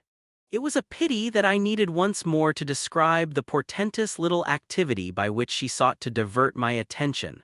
The perceptible increase of movement, the greater intensity of play, the singing, the gabbling of nonsense, and the invitation to romp. Yet if I had not indulged to prove there was nothing in it, in this review I should have missed the 2 or 3 dim elements of comfort that still remained to me. I should not, for instance, have been able to asseverate to my friend that I was certain, which was so much to the good, that I at least had not betrayed myself. I should not have been prompted by stress of need, by desperation of mind, I scarce know what to call it, to invoke such further aid to intelligence as might spring from pushing my colleague fairly to the wall. She had told me bit by bit under pressure a great deal, but a small shifty spot on the wrong side of it all still sometimes brushed my brow like the wing of a bat. And I remember how on this occasion, for the sleeping house and the concentration alike of our danger and our watch seemed to help, I felt the importance of giving the last jerk to the curtain. "I don't believe anything so horrible," I recollect saying. "No, let us put it definitely, my dear, that I don't. But if I did, you know, there's a thing I should require now just without sparing you the least bit more, oh, not a scrap, come, to get out of you." What was it you had in mind when, in our distress before Miles came back over the letter from his school, you said, under my insistence, that you didn't pretend for him that he had not literally ever been bad? He has not literally ever, in these weeks that I myself have lived with him and so closely watched him, he has been an imperturbable little prodigy of delightful, lovable goodness. Therefore you might perfectly have made the claim for him if you had not, as it happened, seen an exception to take. What was your exception, and to what passage in your personal observation of him did you refer? It was a dreadfully austere inquiry, but levity was not our note, and at any rate before the grey dawn admonished us to separate I had got my answer. What my friend had had in mind proved to be immensely to the purpose. It was neither more nor less than the circumstance that for a period of several months Quint and the boy had been perpetually together. It was in fact the very appropriate truth that she had ventured to criticize the propriety, to hint at the incongruity of so close an alliance, and even to go so far on the subject as a frank overture to Miss Jessel. Miss Jessel had, with a most strange manner, requested her to mind her business, and the good woman had, on this, directly approached little Miles. What she had said to him, since I pressed, was that she liked to see young gentlemen not forget their station. I pressed again, of course, at this. You reminded him that Quint was only a base menial, as you might say, and it was his answer for one thing that was bad. And for another thing, I waited. He repeated your words to Quint. No, not that, it's just what he wouldn't, she could still impress upon me. I was sure at any rate, she added, that he didn't. But he denied certain occasions. What occasions? When they had been about together quite as if Quint were his tutor, and a very grand one, and Miss Jessel only for the little lady. When he had gone off with the fellow, I mean, and spent hours with him. He then prevaricated about it, he said he hadn't. Her assent was clear enough to cause me to add in a moment, I see, he lied. Oh, Mrs. Groves mumbled. This was a suggestion that it didn't matter, which indeed she backed up by a further remark. You see, after all, Miss Jessel didn't mind, she didn't forbid him. I considered. Did he put that to you as a justification? At this she dropped again. No, he never spoke of it. Never mentioned her in connection with Quint. She saw, visibly flushing, where I was coming out. Well, he didn't show anything. He denied, she repeated, he denied. Lord, how I pressed her now, so that you could see he knew what was between the two wretches. I don't know, the poor woman groaned. You do know, you dear thing, I replied. Only you haven't my dreadful boldness of mind, and you keep back, out of timidity and modesty and delicacy, even the impression that, in the past, when you had, without my aid, to flounder about in silence, most of all made you miserable. But I shall get it out of you yet. There was something in the boy that suggested to you, I continued, that he covered and concealed their relation. Oh, he couldn't prevent. You're learning the truth, I dare say. But heavens, I fell with vehemence a-thinking, what it shows that they must to that extent have succeeded in making of him. Ah, nothing that's not nice now, Mrs. Groves lugubriously pleaded. I don't wonder you looked queer, I persisted, when I mentioned to you the letter from his school. I doubt if I looked as queer as you, she retorted with homely force. And if he was so bad then as that comes to, how is he such an angel now? Yes, indeed, and if he was a fiend at school, how, well, I said in my torment, you must put it to me again, but I shall not be able to tell you for some days. Only, put it to me again, I cried in a way that made my friend stare. There are directions in which I must not for the present let myself go. Meanwhile, I returned to her first example, the one to which she had just previously referred of the boy's happy capacity for an occasional slip. If Quint, on your remonstrance at the time you speak of, was a base menial, one of the things Miles said to you, I find myself guessing, was that you were another. Again her admission was so adequate that I continued. And you forgave him that? Wouldn't you? Oh yes, and we exchanged there in the stillness a sound of the oddest amusement. Then I went on, at all events while he was with the man. Miss Flora was with the woman. It suited them all. It suited me too, I felt, only too well, by which I mean that it suited exactly the particularly deadly view I was in the very act of forbidding myself to entertain. But I so far succeeded in checking the expression of this view that I will throw, just here, no further light on it than may be offered by the mention of my final observation to Mrs. Groves. His having lied and been impudent are, I confess, less engaging specimens than I had hoped to have from you of the outbreak in him of the little natural man. Still, I mused, they must do, for they make me feel more than ever that I must watch. It made me blush, the next minute, to see in my friend's face how much more unreservedly she had forgiven him than her anecdote struck me as presenting to my own tenderness an occasion for doing. This came out when at the schoolroom door she quitted me. Surely you don't accuse him of carrying on an intercourse that he conceals from me? Ah, remember that until further evidence I now accuse nobody. Then, before shutting her out to go by another passage to her own place, I must just wait, I wound up. I waited, and the days as they elapsed took something from my consternation.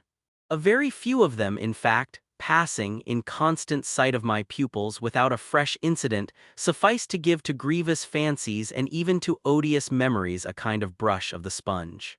I have spoken of the surrender to their extraordinary childish grace as a thing I could actively cultivate, and it may be imagined if I neglected now to address myself to this source for whatever it would yield.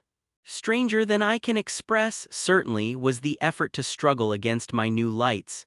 It would doubtless have been, however, a greater tension still had it not been so frequently successful. I used to wonder how my little charges could help guessing that I thought strange things about them, and the circumstances that these things only made them more interesting was not by itself a direct aid to keeping them in the dark. I trembled lest they should see that they were so immensely more interesting.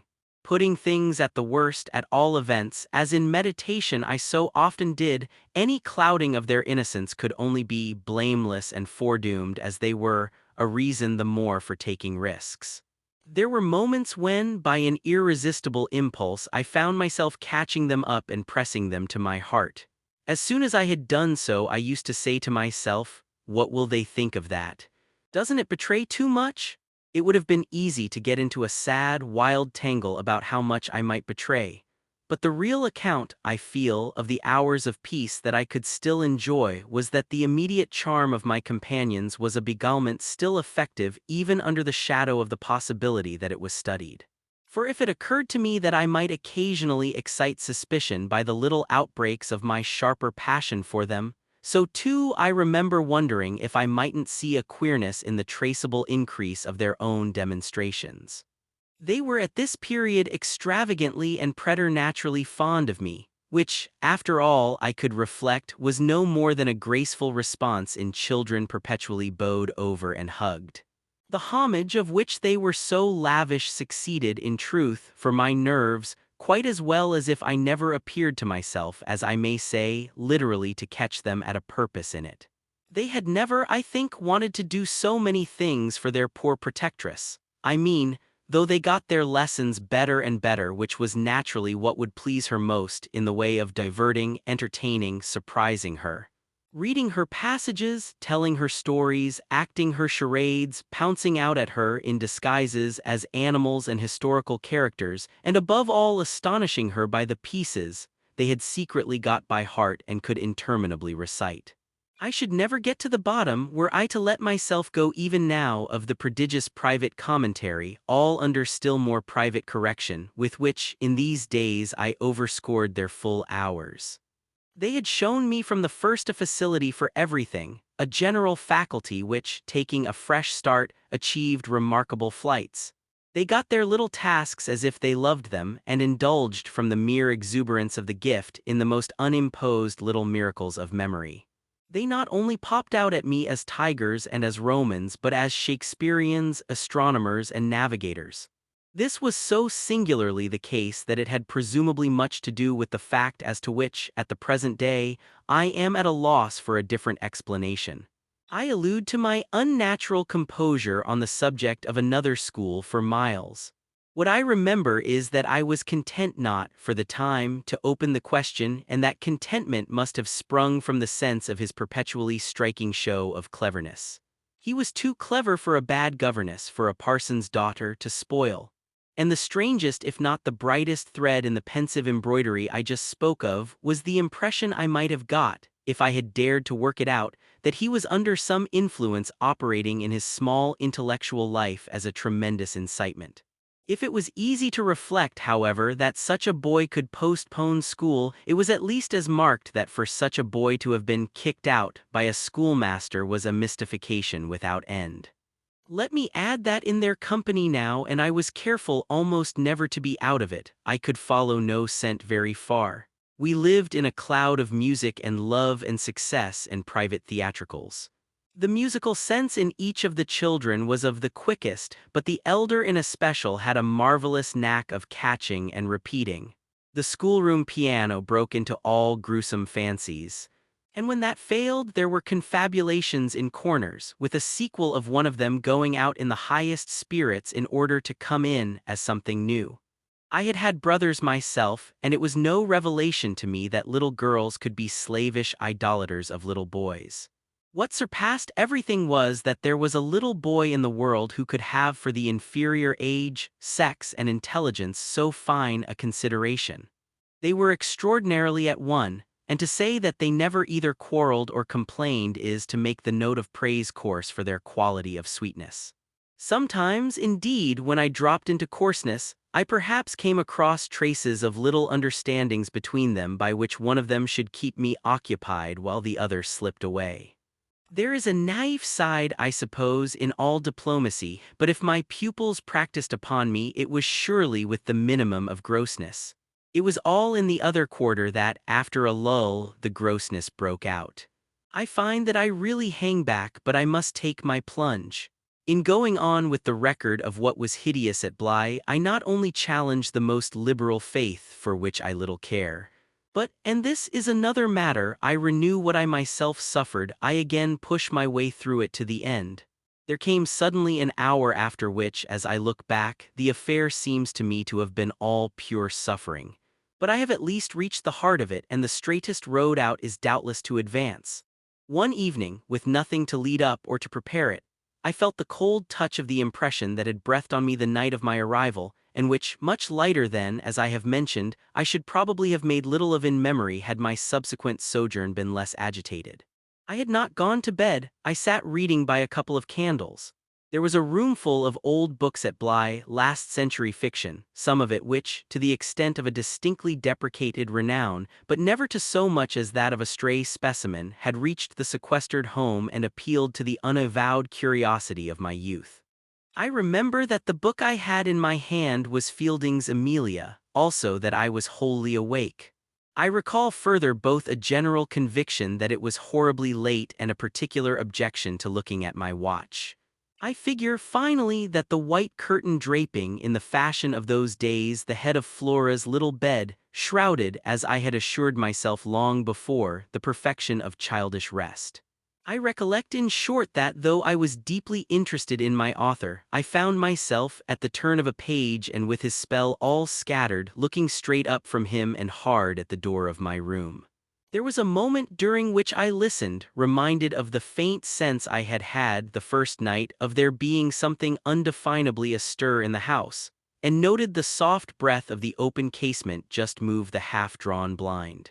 Then, with all the marks of a deliberation that must have seemed magnificent had there been anyone to admire it, I laid down my book, rose to my feet, and taking a candle went straight out of the room and from the passage on which my light made little impression, noiselessly closed and locked the door. I can say now neither what determined nor what guided me, but I went straight along the lobby, holding my candle high, till I came within sight of the tall window that presided over the great turn of the staircase. At this point I precipitately found myself aware of three things. They were practically simultaneous, yet they had flashes of succession. My candle, under a bold flourish, went out, and I perceived by the uncovered window that the yielding dusk of earliest morning rendered it unnecessary. Without it, the next instant, I saw that there was someone on the stair. I speak of sequences, but I required no lapse of seconds to stiffen myself for a third encounter with Quint. The apparition had reached the landing halfway up and was therefore on the spot nearest the window, where at sight of me it stopped short and fixed me exactly as it had fixed me from the tower and from the garden. He knew me as well as I knew him, and so, in the cold, faint twilight, with a glimmer in the high glass and another on the polish of the oak stair below, we faced each other in our common intensity. He was absolutely on this occasion a living, detestable, dangerous presence. But that was not the wonder of wonders. I reserve this distinction for quite another circumstance. The circumstance that dread had unmistakably quitted me and that there was nothing in me there that didn't meet and measure him. I had plenty of anguish after that extraordinary moment, but I had, thank God, no terror. And he knew I had not. I found myself at the end of an instant magnificently aware of this. I felt in a fierce rigor of confidence that if I stood my ground a minute I should cease, for the time at least, to have him to reckon with. And during the minute, accordingly, the thing was as human and hideous as a real interview. Hideous just because it was human as to have met alone in the small hours in a sleeping house, some enemy, some adventurer, some criminal. It was the dead silence of our long gaze at such close quarters that gave the whole horror, huge as it was, its only note of the unnatural. If I had met a murderer in such a place and at such an hour, we still at least would have spoken. Something would have passed in life between us. If nothing had passed, one of us would have moved. The moment was so prolonged that it would have taken but little more to make me doubt if even I were in life. I can't express what followed it save by saying that the silence itself, which was indeed in a manner an attestation of my strength, became the element into which I saw the figure disappear. In which I definitely saw it turn, as I might have seen the low wretch to which it had once belonged turn on receipt of an order, and pass, with my eyes on the villainous back that no hunch could have more disfigured, straight down the staircase and into the darkness in which the next bend was lost. I remained a while at the top of the stair, but with the effect presently of understanding that when my visitor had gone, he had gone. Then I returned to my room. The foremost thing I saw there by the light of the candle I had left burning was that Flora's little bed was empty. And on this I caught my breath with all the terror that, 5 minutes before, I had been able to resist. I dashed at the place in which I had left her lying and over which, for the small silk counterpane and the sheets were disarranged, the white curtains had been deceivingly pulled forward. Then my step, to my unutterable relief, produced an answering sound. I perceived an agitation of the window blind, and the child, ducking down, emerged rosily from the other side of it. She stood there in so much of her candor and so little of her nightgown, with her pink bare feet and the golden glow of her curls. She looked intensely grave, and I had never had such a sense of losing an advantage acquired, the thrill of which had just been so prodigious as on my consciousness that she addressed me with a reproach. "You naughty, where have you been?" Instead of challenging her own irregularity, I found myself arraigned and explaining. She herself explained, for that matter, with the loveliest, eagerest simplicity. She had known suddenly as she lay there that I was out of the room and had jumped up to see what had become of me. I had dropped with the joy of her reappearance back into my chair, feeling then and then only a little faint. And she had pattered straight over to me, thrown herself upon my knee, given herself to be held with the flame of the candle full in the wonderful little face that was still flushed with sleep. I remember closing my eyes an instant, yieldingly, consciously, as before the excess of something beautiful that shone out of the blue of her own. "You were looking for me out of the window," I said. "You thought I might be walking in the grounds." "Well, I thought someone was." She never blanched as she smiled out that at me. Oh, how I looked at her now. "And did you see anyone?" "Ah, no," she returned, almost with the full privilege of childish inconsequence, resentfully, though with a long sweetness in her little drawl of the negative. At that moment, in the state of my nerves, I absolutely believed she lied. And if I once more closed my eyes, it was before the dazzle of the 3 or 4 possible ways in which I might take this up. One of these, for a moment, tempted me with such singular intensity that, to withstand it, I must have gripped my little girl with a spasm that, wonderfully, she submitted to without a cry or a sign of fright. Why not break out at her on the spot and have it all over, give it to her straight in her lovely little lighted face? You see, you know that you do, and that you already quite suspect I believe it. Therefore, why not frankly confess it to me, so that we may at least live with it together and learn perhaps in the strangeness of our fate where we are and what it means? This solicitation dropped, alas, as it came. If I could immediately have succumbed to it, I might have spared myself. Well, you'll see what. Instead of succumbing, I sprang again to my feet, looked at her bed, and took a helpless middle way. "Why did you pull the curtain over the place to make me think you were still there?" Flora luminously considered, after which, with her little divine smile, "Because I don't like to frighten you." "But if I had, by your idea, gone out?" She absolutely declined to be puzzled. She turned her eyes to the flame of the candle as if the question were as irrelevant, or at any rate as impersonal, as Mrs. Marset or 9 times 9. "Oh, but she quite adequately answered, "that you might come back, you dear, and that you have." And after a little, when she had got into bed, I had for a long time, by almost sitting on her to hold her hand, to prove that I recognized the pertinence of my return. You may imagine the general complexion, from that moment, of my nights. I repeatedly sat up till I didn't know when. I selected moments when my roommate unmistakably slept, and stealing out, took noiseless turns in the passage and even pushed as far as to where I had last met Quint. But I never met him there again, and I may as well say at once that I on no other occasion saw him in the house. I just missed, on the staircase, on the other hand, a different adventure. Looking down it from the top, I once recognized the presence of a woman seated on one of the lower steps with her back presented to me, her body half bowed and her head in an attitude of woe in her hands. I had been there but an instant, however, when she vanished without looking round at me. I knew, nonetheless, exactly what dreadful face she had to show, and I wondered whether, if instead of being above I had been below, I should have had, for going up, the same nerve I had lately shown Quint. Well, there continued to be plenty of chance for nerve. On the 11th night after my latest encounter with that gentleman, they were all numbered now, I had an alarm that perilously skirted it, and that indeed, from the particular quality of its unexpectedness, proved quite my sharpest shock. It was precisely the first night during this series that, weary with watching, I had felt that I might again without laxity lay myself down at my old hour. I slept immediately and, as I afterward knew, till about 1 o'clock. But when I woke it was to sit straight up, as completely roused as if a hand had shook me. I had left a light burning, but it was now out, and I felt an instant certainty that Flora had extinguished it.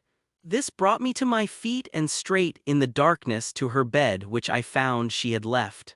A glance at the window enlightened me further, and the striking of a match completed the picture. The child had again got up, this time blowing out the taper, and had again, for some purpose of observation or response, squeezed in behind the blind and was peering out into the night. That she now saw as she had not I had satisfied myself the previous time was proved to me by the fact that she was disturbed neither by my reillumination nor by the haste I made to get into slippers and into a wrap. Hidden, protected, absorbed, she evidently rested on the sill, the casement opened forward and gave herself up. There was a great still moon to help her, and this fact had counted in my quick decision. She was face to face with the apparition we had met at the lake and could now communicate with it as she had not then been able to do. What I, on my side, had to care for was, without disturbing her, to reach, from the corridor, some other window in the same quarter. I got to the door without her hearing me. I got out of it, closed it, and listened from the other side for some sound from her. While I stood in the passage, I had my eyes on her brother's door, which was but 10 steps off and which, indescribably, produced in me a renewal of the strange impulse that I lately spoke of as my temptation. What if I should go straight in and march to his window? What if, by risking to his boyish bewilderment a revelation of my motive, I should throw across the rest of the mystery the long halter of my boldness? This thought held me sufficiently to make me cross to his threshold and pause again. I preternaturally listened. I figured to myself what might portentously be. I wondered if his bed were also empty and he too were secretly at watch. It was a deep, soundless minute at the end of which my impulse failed. He was quiet, he might be innocent, the risk was hideous. I turned away. There was a figure in the grounds, a figure prowling for a sight, the visitor with whom Flora was engaged. But it was not the visitor most concerned with my boy. I hesitated afresh, but on other grounds and only for a few seconds. Then I had made my choice. There were empty rooms at Bly, and it was only a question of choosing the right one. The right one suddenly presented itself to me as the lower one, though high above the gardens, in the solid corner of the house that I have spoken of as the old tower. This was a large, square chamber arranged with some state as a bedroom, the extravagant size of which made it so inconvenient that it had not for years, though kept by Mrs. Groves in exemplary order, been occupied. I had often admired it and I knew my way about in it. I had only, after just faltering at the first chill gloom of its disuse, to pass across it and unbolt as quietly as I could one of the shutters. Achieving this transit, I uncovered the glass without a sound and, applying my face to the pane, was able, the darkness without being much less than within, to see that I commanded the right direction. Then I saw something more. The moon made the night extraordinarily penetrable and showed me on the lawn a person, diminished by distance, who stood there motionless and as if fascinated, looking up to where I had appeared, looking, that is, not so much straight at me as at something that was apparently above me. There was clearly another person above me, there was a person on the tower, but the presence on the lawn was not in the least what I had conceived and had confidently hurried to meet. The presence on the lawn, I felt sick as I made it out, was poor little Miles himself. It was not till late next day that I spoke to Mrs. Groves. The rigor with which I kept my pupils in sight making it often difficult to meet her privately, and the more as we each felt the importance of not provoking, on the part of the servants quite as much as on that of the children, any suspicion of a secret flurry or that of a discussion of mysteries. I drew a great security in this particular from her mere smooth aspect. There was nothing in her fresh face to pass on to others my horrible confidences. She believed me, I was sure, absolutely. If she hadn't, I don't know what would have become of me, for I couldn't have borne the business alone. But she was a magnificent monument to the blessing of a want of imagination, and if she could see in our little charges nothing but their beauty and amiability, their happiness and cleverness, she had no direct communication with the sources of my trouble. If they had been at all visibly blighted or battered, she would doubtless have grown, on tracing it back, haggard enough to match them. As matters stood, however, I could feel her, when she surveyed them, with her large white arms folded and the habit of serenity in all her look, thank the Lord's mercy that if they were ruined the pieces would still serve. Flights of fancy gave place in her mind to a steady fireside glow, and I had already begun to perceive how, with the development of the conviction that, as time went on without a public accident, our young things could, after all, look out for themselves, she addressed her greatest solicitude to the sad case presented by their instructress. That for myself was a sound simplification. I could engage that to the world my face should tell no tales, but it would have been, in the conditions, an immense added strain to find myself anxious about hers. At the hour I now speak of she had joined me under pressure on the terrace, where, with the lapse of the season, the afternoon sun was now agreeable, and we sat there together while, before us at a distance but within call if we wished, the children strolled to and fro in one of their most manageable moods. They moved slowly in unison below us, over the lawn, the boy, as they went, reading aloud from a storybook and passing his arm round his sister to keep her quite in touch. Mrs. Groves watched them with positive placidity. Then I caught the suppressed intellectual creak with which she conscientiously turned to take from me a view of the back of the tapestry. I had made her a receptacle of lurid things, but there was an odd recognition of my superiority, my accomplishments, and my function in her patience under my pain. She offered her mind to my disclosures as, had I wished to mix a witch's broth and proposed it with assurance, she would have held out a large, clean saucepan. This had become thoroughly her attitude by the time that, in my recital of the events of the night, I reached the point of what Miles had said to me when, after seeing him at such a monstrous hour, almost on the very spot where he happened now to be, I had gone down to bring him in. Choosing then at the window with a concentrated need of not alarming the house, rather that method than a signal more resonant. I had left her meanwhile in little doubt of my small hope of representing with success, even to her actual sympathy, my sense of the real splendor of the little inspiration with which, after I had got him into the house, the boy met my final articulate challenge. As soon as I appeared in the moonlight on the terrace, he had come to me as straight as possible, on which I had taken his hand without a word and led him, through the dark spaces, up the staircase where Quint had so hungrily hovered for him, along the lobby where I had listened and trembled, and so to his forsaken room.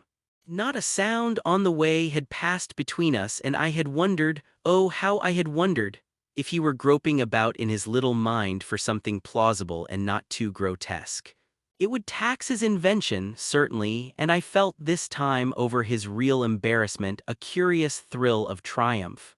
It was a sharp trap for the inscrutable. He couldn't play any longer at innocence. So how the deuce would he get out of it? There beat in me indeed, with the passionate throb of this question, an equal dumb appeal as to how the deuce I should. I was confronted at last, as never yet, with all the risk attached even now to sounding my own horrid note. I remember, in fact, that as we pushed into his little chamber, where the bed had not been slept in at all, and the window, uncovered to the moonlight, made the place so clear that there was no need of striking a match, I remember how I suddenly dropped, sank upon the edge of the bed from the force of the idea that he must know how he really, as they say, had me. He could do what he liked, with all his cleverness to help him, so long as I should continue to defer to the old tradition of the criminality of those caretakers of the young who minister to superstitions and fears. He had me indeed, and in a cleft stick, for who would ever absolve me, who would consent that I should go unhung, if, by the faintest tremor of an overture, I were the first to introduce into our perfect intercourse an element so dire? No, it was useless to attempt to convey to Mrs. Groves, just as it is scarcely less so to attempt to suggest here, how, in our short, stiff brush in the dark, he fairly shook me with admiration.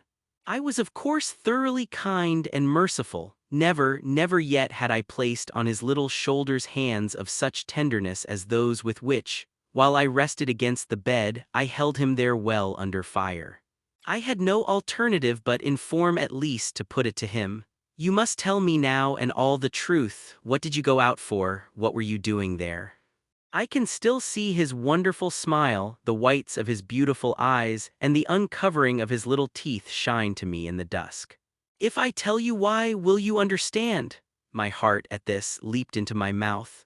Would he tell me why? I found no sound on my lips to press it, and I was aware of replying only with a vague, repeated, grimacing nod.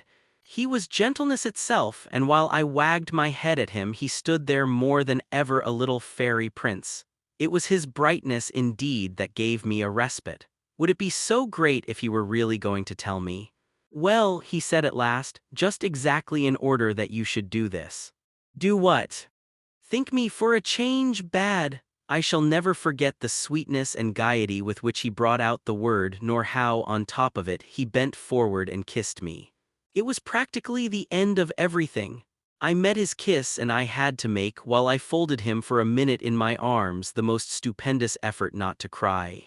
He had given exactly the account of himself that permitted least of my going behind it, and it was only with the effect of confirming my acceptance of it that, as I presently glanced about the room, I could say, "Then you didn't undress at all."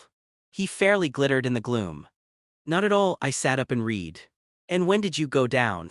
"At midnight, when I'm bad I am bad." I see, it's charming, but how could you be sure I would know it?" "Oh, I arranged that with Flora." His answers rang out with a readiness. "She was to get up and look out." "Which is what she did do. It was I who fell into the trap, so she disturbed you, and to see what she was looking at you also looked, you saw. While you," I concurred, "caught your death in the night air." He literally bloomed so from this exploit that he could afford radiantly to assent. "How otherwise should I have been bad enough?" he asked. Then, after another embrace, the incident and our interview closed on my recognition of all the reserves of goodness that, for his joke, he had been able to draw upon.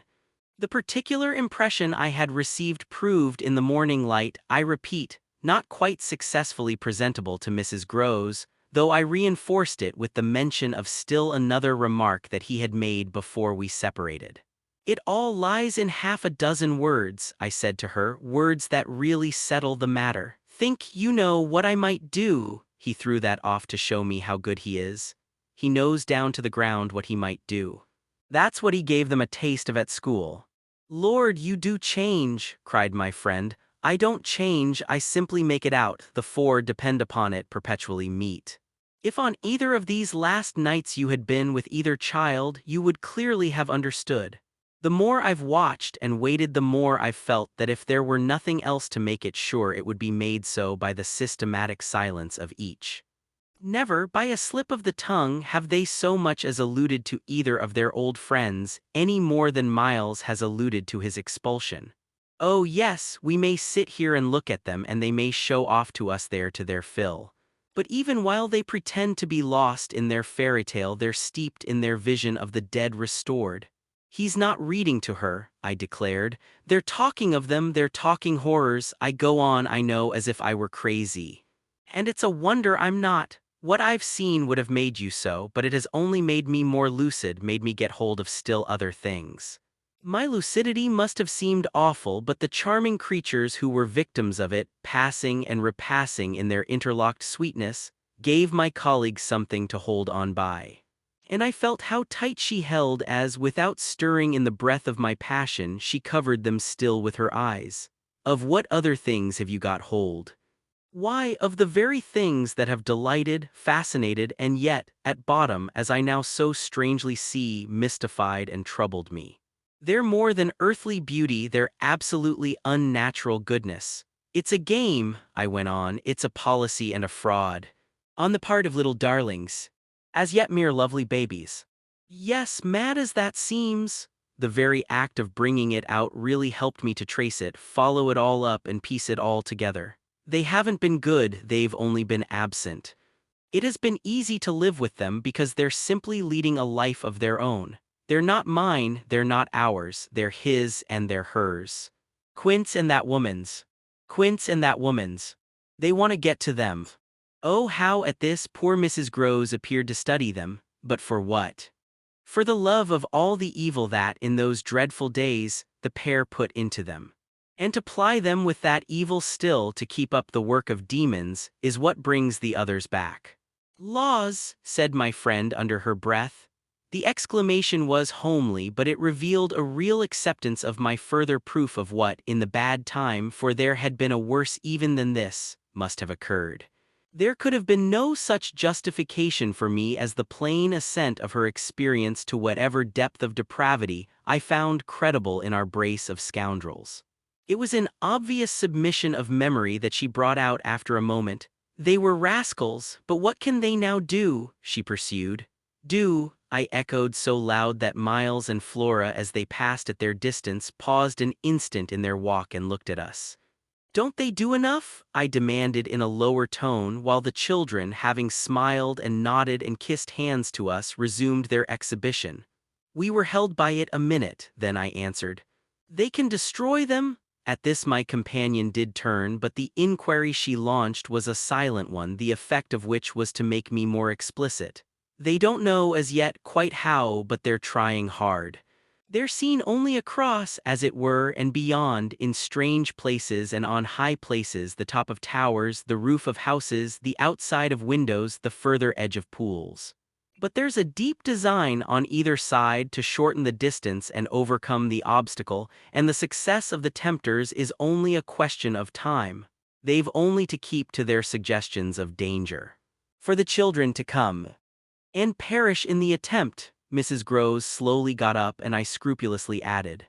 Unless, of course, we can prevent. Standing there before me while I kept my seat, she visibly turned things over. Their uncle must do the preventing, he must take them away. And who's to make him? She had been scanning the distance, but she now dropped on me a foolish face. You miss. By writing to him that his house is poisoned and his little nephew and niece mad. But if they are miss, and if I am myself, you mean, that's charming news to be sent him by a governess whose prime undertaking was to give him no worry. Mrs. Groves considered, following the children again. Yes, he do hate worry, that was the great reason. Why those fiends took him in so long, no doubt, though his indifference must have been awful. As I'm not a fiend, at any rate I shouldn't take him in. My companion, after an instant and for all answer, sat down again and grasped my arm. Make him at any rate come to you. I stared. To me, I had a sudden fear of what she might do. Him. He ought to be here, he ought to help. I quickly rose, and I think I must have shown her a queerer face than ever yet. You see me asking him for a visit? No, with her eyes on my face she evidently couldn't. Instead of it, even as a woman reads another, she could see what I myself saw. His derision, his amusement, his contempt for the breakdown of my resignation at being left alone, and for the fine machinery I had set in motion to attract his attention to my slighted charms. She didn't know, no one knew, how proud I had been to serve him and to stick to our terms, yet she nonetheless took the measure, I think, of the warning I now gave her. If you should so lose your head as to appeal to him for me. She was really frightened. Yes, miss. I would leave on the spot both him and you. It was all very well to join them, but speaking to them proved quite as much as ever an effort beyond my strength, offered in close quarters difficulties as insurmountable as before. This situation continued a month, and with new aggravations and particular notes, the note above all, sharper and sharper, of the small ironic consciousness on the part of my pupils. It was not, I am as sure today as I was sure then, my mere infernal imagination. It was absolutely traceable that they were aware of my predicament and that this strange relation made in a manner for a long time the air in which we moved. I don't mean that they had their tongues in their cheeks or did anything vulgar, for that was not one of their dangers. I do mean, on the other hand, that the element of the unnamed and untouched became, between us, greater than any other, and that so much avoidance could not have been so successfully effected without a great deal of tacit arrangement. It was as if, at moments, we were perpetually coming into sight of subjects before which we must stop short, turning suddenly out of alleys that we perceived to be blind, closing with a little bang that made us look at each other, for, like all bangs, it was something louder than we had intended, the doors we had indiscreetly opened. All roads lead to Rome, and there were times when it might have struck us that almost every branch of study or subject of conversation skirted forbidden ground. Forbidden ground was the question of the return of the dead in general, and of whatever, in especial, might survive in memory of the friends little children had lost. There were days when I could have sworn that one of them had, with a small invisible nudge, said to the other, "She thinks she'll do it this time, but she won't." To do it would have been to indulge, for instance, and for once in a way, in some direct reference to the lady who had prepared them for my discipline.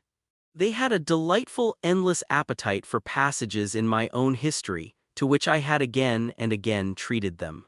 They were in possession of everything that had ever happened to me, had, with every circumstance, the story of my smallest adventures and of those of my brothers and sisters and of the cat and the dog at home, as well as many particulars of the eccentric nature of my father, of the furniture and arrangement of our house, and of the conversation of the old women of our village. There were things enough, taking one with another, to chatter about if one went very fast and knew by instinct when to go round. They pulled with an art of their own the strings of my invention and my memory. And nothing else perhaps, when I thought of such occasions afterward, gave me so the suspicion of being watched from under cover. It was in any case over my life, my past, and my friends alone that we could take anything like our ease, a state of affairs that led them sometimes without the least pertinence to break out into sociable reminders. I was invited, with no visible connection, to repeat afresh Goody Gosling's celebrated mot or to confirm the details already supplied as to the cleverness of the vicarage pony. It was partly at such junctures as these and partly at quite different ones that, with the turn my matters had now taken, my predicament, as I have called it, grew most sensible. The fact that the days passed for me without another encounter ought, it would have appeared, to have done something towards soothing my nerves. Since the light brush, that second night on the upper landing, of the presence of a woman at the foot of the stair, I had seen nothing, whether in or out of the house, that one had better not have seen. There was many a corner round which I expected to come upon Quint, and many a situation that, in a merely sinister way, would have favored the appearance of Miss Jessel. The summer had turned, the summer had gone. The autumn had dropped upon Bly and had blown out half our lights. The place, with its gray sky and withered garlands, its bared spaces and scattered dead leaves, was like a theater after the performance, all strewn with crumpled playbills. There were exactly states of the air, conditions of sound and of stillness, unspeakable impressions of the kind of ministering moment, that brought back to me, long enough to catch it, the feeling of the medium in which, that June evening out of doors, I had had my first sight of Quint, and in which, too, at those other instants, I had, after seeing him through the window, looked for him in vain in the circle of shrubbery. I recognized the signs, the portents, I recognized the moment, the spot. But they remained unaccompanied and empty, and I continued unmolested. If unmolested one could call a young woman whose sensibility had, in the most extraordinary fashion, not declined but deepened. I had said in my talk with Mrs. Grose on that horrid scene of Flora's by the lake, and had perplexed her by so saying, that it would from that moment distress me much more to lose my power than to keep it. I had then expressed what was vividly in my mind, the truth that, whether the children really saw or not, since, that is, it was not yet definitely proved, I greatly preferred as a safeguard the fullness of my own exposure. I was ready to know the very worst that was to be known. What I had then had an ugly glimpse of was that my eyes might be sealed just while theirs were most opened. Well, my eyes were sealed, it appeared, at present, a consummation for which it seemed blasphemous not to thank God. There was, alas, a difficulty about that. I would have thanked him with all my soul had I not had in a proportionate measure this conviction of the secret of my pupils. How can I retrace today the strange steps of my obsession? There were times of our being together when I would have been ready to swear that, literally, in my presence, but with my direct sense of it closed, they had visitors who were known and were welcome. Then it was that, had I not been deterred by the very chance that such an injury might prove greater than the injury to be averted, my exultation would have broken out. They're here, you little wretches," I would have cried, "and you can't deny it now." The little wretches denied it with all the added volume of their sociability and their tenderness, in just the crystal depths of which, like the flash of a fish in a stream, the mockery of their advantage peeped up.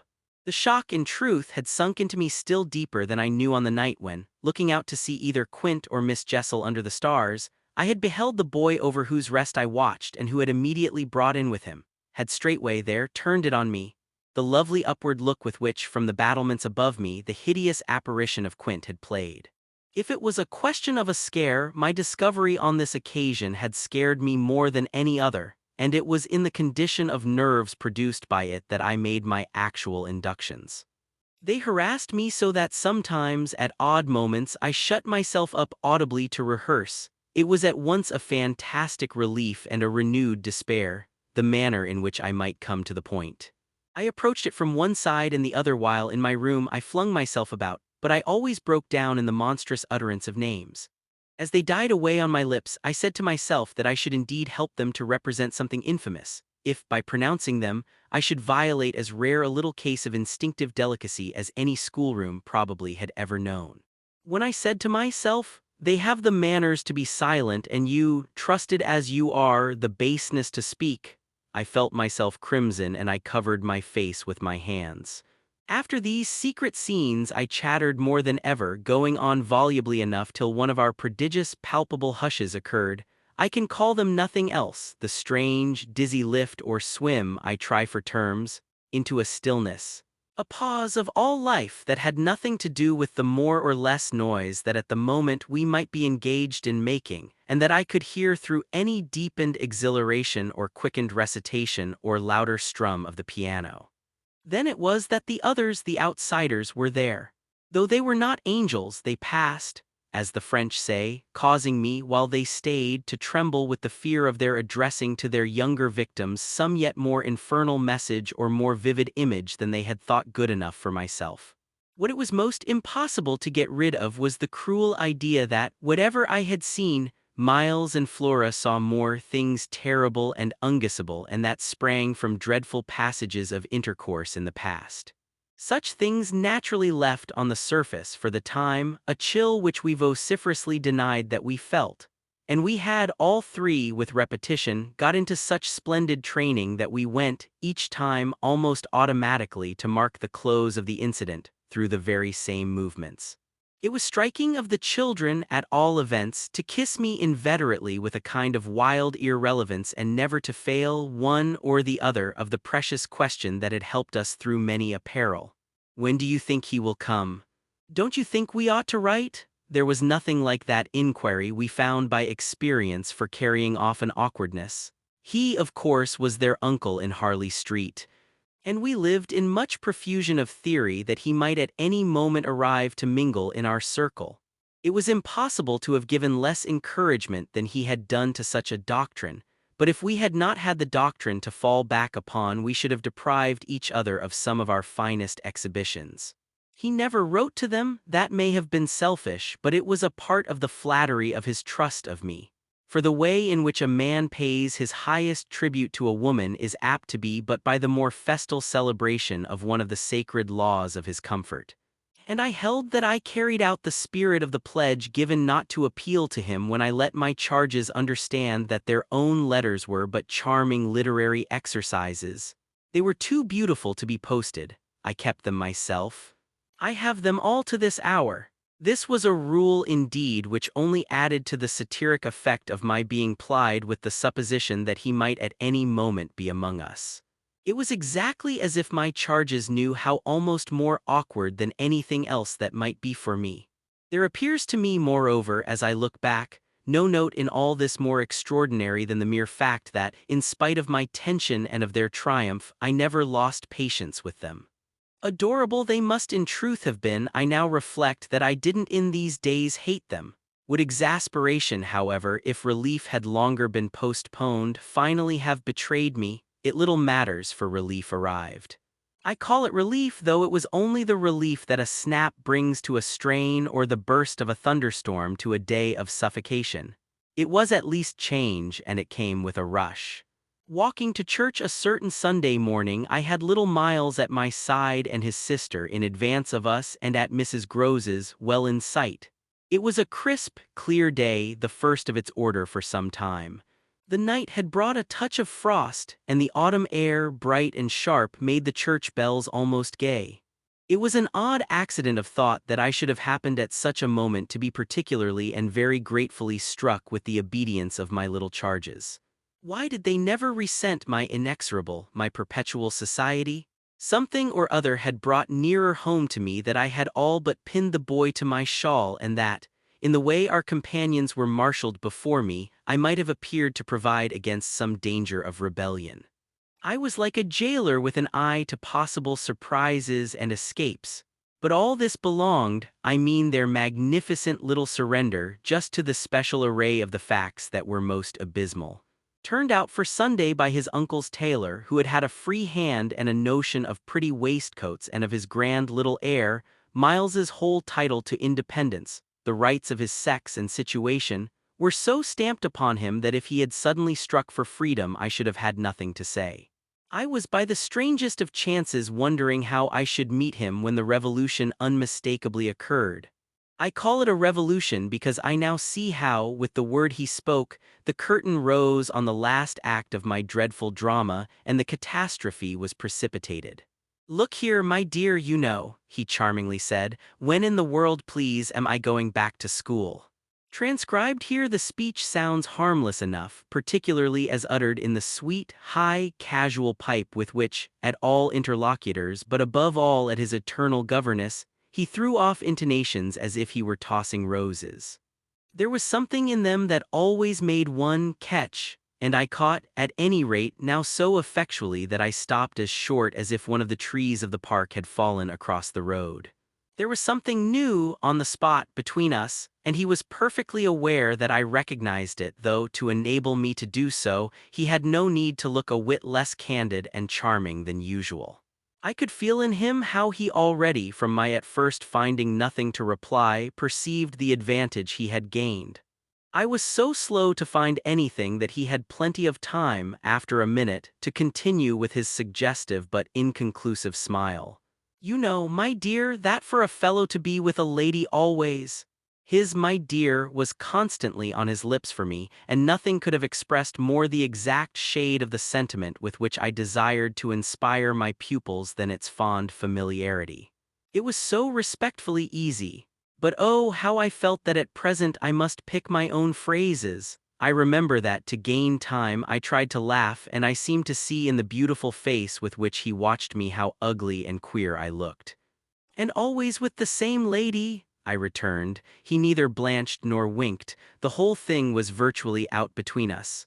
"Ah, of course, she's a jolly, perfect lady, but after all, I'm a fellow, don't you see? That's well getting on." I lingered there with him an instant ever so kindly. "Yes, you're getting on." Oh, but I felt helpless. I have kept to this day the heartbreaking little idea of how he seemed to know that and to play with it. And you can't say I've not been awfully good, can you? I laid my hand on his shoulder, for though I felt how much better it would have been to walk on, I was not yet quite able. "No, I can't say that, Miles. Except just that one night, you know." That one night, I couldn't look as straight as he. "Why, when I went out of the house." "Oh yes. But I forget what you did it for." "You forget?" He spoke with the sweet extravagance of childish reproach. "Why, it was to show you I could." "Oh yes, you could. And I can again." I felt that I might, perhaps, after all, succeed in keeping my wits about me. "Certainly, but you won't." "No, not that again, it was nothing." "It was nothing," I said, "but we must go on." He resumed our walk with me, passing his hand into my arm. "Then when am I going back?" I wore, in turning it over, my most responsible air. "Were you very happy at school?" He just considered. "Oh, I'm happy enough anywhere." "Well then," I quavered, "if you're just as happy here." "Ah, but that isn't everything. Of course you know a lot." "But you hint that you know almost as much," I risked as he paused. "Not half I want to," Miles honestly professed, "but it isn't so much that." "What is it then?" "Well, I want to see more life." "I see." I see. We had arrived within sight of the church and of various persons, including several of the household of Bly, on their way to it and clustered about the door to see us go in. I quickened our step. I wanted to get there before the question between us opened up much further. I reflected hungrily that, for more than an hour, he would have to be silent, and I thought with envy of the comparative dusk of the pew and of the almost spiritual help of the hassock on which I might bend my knees. I seemed literally to be running a race with some confusion to which he was about to reduce me, but I felt that he had got in first when, before we had even entered the churchyard, he threw out, "I want my own sort." It literally made me bound forward. "There are not many of your own sort, Miles," I laughed, "unless perhaps dear little Flora. You really compare me to a baby girl." This found me singularly weak. "Don't you then love our sweet Flora?" "If I didn't, and you too." "If I didn't?" he repeated as if retreating for a jump, yet leaving his thoughts so unfinished that, after we had come into the gate, another stop which he imposed on me by the pressure of his arm had become inevitable. Mrs. Groves and Flora had passed into the church, the other worshippers had followed, and we were, for the minute, alone among the old, thick graves. We had paused on the path from the gate by a low, oblong, table-like tomb. "Yes, if you didn't." He looked while I waited at the graves. "Well, you know what?" But he didn't move, and he presently produced something that made me drop straight down on the stone slab as if suddenly to rest. "Does my uncle think what you think?" I markedly rested. "How do you know what I think?" "Ah, well, of course I don't, for it strikes me you never tell me, but I mean, does he know?" "Know what, Miles?" "Why, the way I'm going on." I perceived quickly enough that I could make, to this inquiry, no answer that would not involve something of a sacrifice of my employer. Yet it appeared to me that we were all, at Blythe, sufficiently sacrificed to make that venial. "I don't think your uncle much cares." Miles on this stood looking at me. "Then don't you think he can be made too?" "In what way?" "Why, by his coming down." "But who'll get him to come down?" "I will," the boy said with extraordinary brightness and emphasis. He gave me another look charged with that expression and then marched off alone into church. The business was practically settled from the moment I never followed him. It was a pitiful surrender to agitation, but my being aware of this had somehow no power to restore me. I only sat there on my tomb and read into what my little friend had said to me the fullness of its meaning. By the time I had grasped the whole of which I had also embraced, for absence, the pretext that I was ashamed to offer my pupils and the rest of the congregation such an example of delay. What I said to myself above all was that Miles had got something out of me and that the proof of it for him would be just this awkward collapse. He had got out of me that there was something I was much afraid of and that he should probably be able to make use of my fear to gain, for his own purpose, more freedom. My fear was of having to deal with the intolerable question of the grounds of his dismissal from school, for that was really but the question of the horrors gathered behind. That his uncle should arrive to treat with me of these things was a solution that, strictly speaking, I ought now to have desired to bring on. But I could so little face the ugliness and the pain of it that I simply procrastinated and lived from hand to mouth. The boy, to my deep discomposure, was immensely in the right, was in a position to say to me, "Either you clear up with my guardian the mystery of this interruption of my studies, or you cease to expect me to lead with you a life that's so unnatural for a boy." What was so unnatural for the particular boy I was concerned with was this sudden revelation of a consciousness and a plan. That was what really overcame me, what prevented my going in. I walked round the church, hesitating, hovering. I reflected that I had already, with him, hurt myself beyond repair. Therefore I could patch up nothing, and it was too extreme an effort to squeeze beside him into the pew. He would be so much more sure than ever to pass his arm into mine and make me sit there for an hour in close, silent contact with his commentary on our talk. For the first minute since his arrival I wanted to get away from him. As I paused beneath the high east window and listened to the sounds of worship, I was taken with an impulse that might master me, I felt, completely should I give it the least encouragement. I might easily put an end to my predicament by getting away altogether. Here was my chance, there was no one to stop me, I could give the whole thing up, turn my back and retreat. It was only a question of hurrying again, for a few preparations, to the house which the attendance at church of so many of the servants would practically have left unoccupied. No one, in short, could blame me if I should just drive desperately off. What was it to get away if I got away only till dinner? That would be in a couple of hours, at the end of which, I had the acute prevision, my little pupils would play at innocent wonder about my non-appearance in their train. "What did you do, you naughty bad thing? Why in the world to worry us so and take our thoughts off too, don't you know? Did you desert us at the very door?" I couldn't meet such questions nor, as they asked them, their false little lovely eyes. Yet it was all so exactly what I should have to meet that, as the prospect grew sharp to me, I at last let myself go. I got, so far as the immediate moment was concerned, away. I came straight out of the churchyard and thinking hard retraced my steps through the park. It seemed to me that by the time I reached the house I had made up my mind I would fly. The Sunday stillness both of the approaches and of the interior in which I met no one fairly excited me with a sense of opportunity. Were I to get off quickly this way, I should get off without a scene, without a word. My quickness would have to be remarkable, however, and the question of a conveyance was the great one to settle. Tormented in the hall with difficulties and obstacles, I remember sinking down at the foot of the staircase, suddenly collapsing there on the lowest step, and then, with a revulsion, recalling that it was exactly where more than a month before, in the darkness of night and just so bowed with evil things, I had seen the specter of the most horrible of women. At this I was able to straighten myself. I went the rest of the way up. I made in my bewilderment for the schoolroom where there were objects belonging to me that I should have to take. But I opened the door to find again in a flash my eyes unsealed. In the presence of what I saw I reeled straight back upon my resistance. Seated at my own table in clear noonday light I saw a person whom, without my previous experience, I should have taken at the first blush for some housemaid who might have stayed at home to look after the place, and who, availing herself of rare relief from observation and of the schoolroom table and my pens, ink and paper, had applied herself to the considerable effort of a letter to her sweetheart. There was an effort in the way that, while her arms rested on the table, her hands with evident weariness supported her head. But at the moment I took this in I had already become aware that, in spite of my entrance, her attitude strangely persisted. Then it was with the very act of its announcing itself that her identity flared up in a change of posture. She rose, not as if she had heard me, but with an indescribable grand melancholy of indifference and detachment, and within a dozen feet of me stood there as my vile predecessor.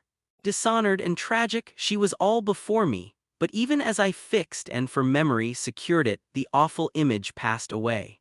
Dark as midnight in her black dress, her haggard beauty and her unutterable woe, she had looked at me long enough to appear to say that her right to sit at my table was as good as mine to sit at hers. While these instants lasted, indeed, I had the extraordinary chill of feeling that it was I who was the intruder. It was as a wild protest against it that, actually addressing her, "You terrible, miserable woman," I heard myself break into a sound that, by the open door, rang through the long passage and the empty house. She looked at me as if she heard me, but I had recovered myself and cleared the air. There was nothing in the room the next minute but the sunshine and a sense that I must stay. I had so perfectly expected that the return of my pupils would be marked by a demonstration that I was freshly upset at having to take into account that they were dumb about my absence. Instead of gaily denouncing and caressing me, they made no allusion to my having failed them, and I was left, for the time, on perceiving that she too said nothing, to study Mrs. Grose's odd face. I did this to such purpose that I made sure they had in some way bribed her to silence. A silence that, however, I would engage to break down on the first private opportunity. This opportunity came before tea. I secured 5 minutes with her in the housekeeper's room where, in the twilight, amid a smell of lately baked bread, but with the place all swept and garnished, I found her sitting in pained placidity before the fire. So I see her still, so I see her best. Facing the flame from her straight chair in the dusky, shining room, a large clean image of the put away, of drawers closed and locked and rest without a remedy. Oh yes, they asked me to say nothing and to please them so long as they were there, of course I promised. But what had happened to you? I only went with you for the walk, I said. I had then to come back to meet a friend. She showed her surprise. A friend, you? Oh yes, I have a couple, I laughed. But did the children give you a reason? For not alluding to your leaving us? Yes, they said you would like it better. Do you like it better? My face had made her rueful. No, I like it worse, but after an instant I added, did they say why I should like it better? No, Master Miles only said, we must do nothing but what she likes. I wish indeed he would. And what did Flora say? Miss Flora was too sweet, she said. Oh, of course I said the same. I thought a moment, you were too sweet too, I can hear you all. But nonetheless between Miles and me, it's now all out. All out, my companion stared, but what, miss? Everything, it doesn't matter, I've made up my mind. I came home, my dear, I went on, for a talk with Miss Jessel. I had by this time formed the habit of having Mrs. Groves literally well in hand, in advance of my sounding that note. So that even now, as she bravely blinked under the signal of my word, I could keep her comparatively firm. A talk, do you mean? She spoke. It came to that. I found her on my return in the schoolroom. And what did she say? I can hear the good woman still and the candor of her stupefaction. That she suffers the torments. It was this of a truth that made her, as she filled out my picture, gape. Do you mean, she faltered, of the lost? Of the lost, of the damned, and that's why, to share them, I faltered myself with the horror of it. But my companion with less imagination kept me up, to share them. She wants Flora. Mrs. Groves might, as I gave it to her, fairly have fallen away from me had I not been prepared. I still held her there to show I was. As I've told you, however, it doesn't matter. Because you've made up your mind, but to what? To everything. And what do you call everything? Why, sending for their uncle. Oh, miss, in pity do, my friend broke out. Ah, but I will, I see it's the only way. What's out, as I told you, with Miles is that if he thinks I'm afraid to and has ideas of what he gains by that, he shall see he's mistaken. Yes, yes. His uncle shall have it here from me on the spot and before the boy himself, if necessary, that if I'm to be reproached with having done nothing again about more school. Yes, miss, my companion pressed me. Well, there's that awful reason. There were now clearly so many of these for my poor colleague that she was excusable for being vague. But, a witch. Why, the letter from his old place. You'll show it to the master. I ought to have done so on the instant. Oh no, said Mrs. Groves with decision. I'll put it before him, I went on inexorably, that I can't undertake to work the question on behalf of a child who has been expelled. For we've never in the least known what, Mrs. Groves declared, for wickedness. For what else when he's so clever and beautiful and perfect? Is he stupid? Is he untidy? Is he infirm? Is he ill-natured? He's exquisite, so it can be only that, and that would open up the whole thing. After all, I said, it's their uncle's fault if he left here such people. He didn't really in the least know them, the fault's mine. She had turned quite pale. Well, you shan't suffer, I answered. The children shan't, she emphatically returned. I was silent a while, we looked at each other. Then what am I to tell him? You needn't tell him anything, I'll tell him. I measured this. Do you mean you'll write? Remembering she couldn't, I caught myself up. How do you communicate? I tell the bailiff, he writes. And should you like him to write our story? My question had a sarcastic force that I had not fully intended, and it made her, after a moment, inconsequently break down. The tears were again in her eyes. Ah, miss, you write. Well, tonight, I at last answered, and on this we separated. I went so far in the evening as to make a beginning. The weather had changed back, a great wind was abroad, and beneath the lamp in my room, with Flora at peace beside me, I sat for a long time before a blank sheet of paper and listened to the lash of the rain and the batter of the gusts. Finally, I went out, taking a candle. I crossed the passage and listened a minute at Miles's door. What, under my endless obsession, I had been impelled to listen for was some betrayal of his not being at rest, and I presently caught one, but not in the form I had expected. His voice tinkled out. I say, you there, come in. It was a gaiety in the gloom. I went in with my light and found him in bed, very wide awake but very much at his ease. Well, what are you up to? He asked, with a grace of sociability in which it occurred to me that Mrs. Groves, had she been present, might have looked in vain for proof that anything was out. I stood over him with my candle. How did you know I was there? Why, of course I heard you. Did you fancy you made no noise? You're like a troop of cavalry, he beautifully laughed. Then you weren't asleep. Not much. I lie awake and think. I had put my candle designedly a short way off, and then, as he held out his friendly old hand to me, had sat down on the edge of his bed. What is it, I asked, that you think of? What in the world, my dear, but youth? Ah, the pride I take in your appreciation doesn't insist on that. I had so far rather you slept. Well, I think also, you know, of this queer business of ours. I marked the coolness of his firm little hand. Of what queer business, Miles? Why the way you bring me up, and all the rest. I fairly held my breath a minute, and even from my glimmering taper there was light enough to show how he smiled up at me from his pillow. What do you mean by all the rest? Oh, you know. I could say nothing for a minute, though I felt, as I held his hand and our eyes continued to meet, that my silence had all the air of admitting his charge and that nothing in the whole world of reality was perhaps at that moment so fabulous as our actual relation. Certainly you shall go back to school, I said, if it be that troubles you, but not to the old place. We must find another, a better. How could I know it did trouble you, this question, when you never told me so, never spoke of it at all? His clear, listening face, framed in its smooth whiteness, made him for the minute as appealing as some wistful patient in a children's hospital. And I would have given, as the resemblance came to me, all I possessed on earth really to be the nurse or the sister of charity who might have helped to cure him. Well, even as it was, I perhaps might help.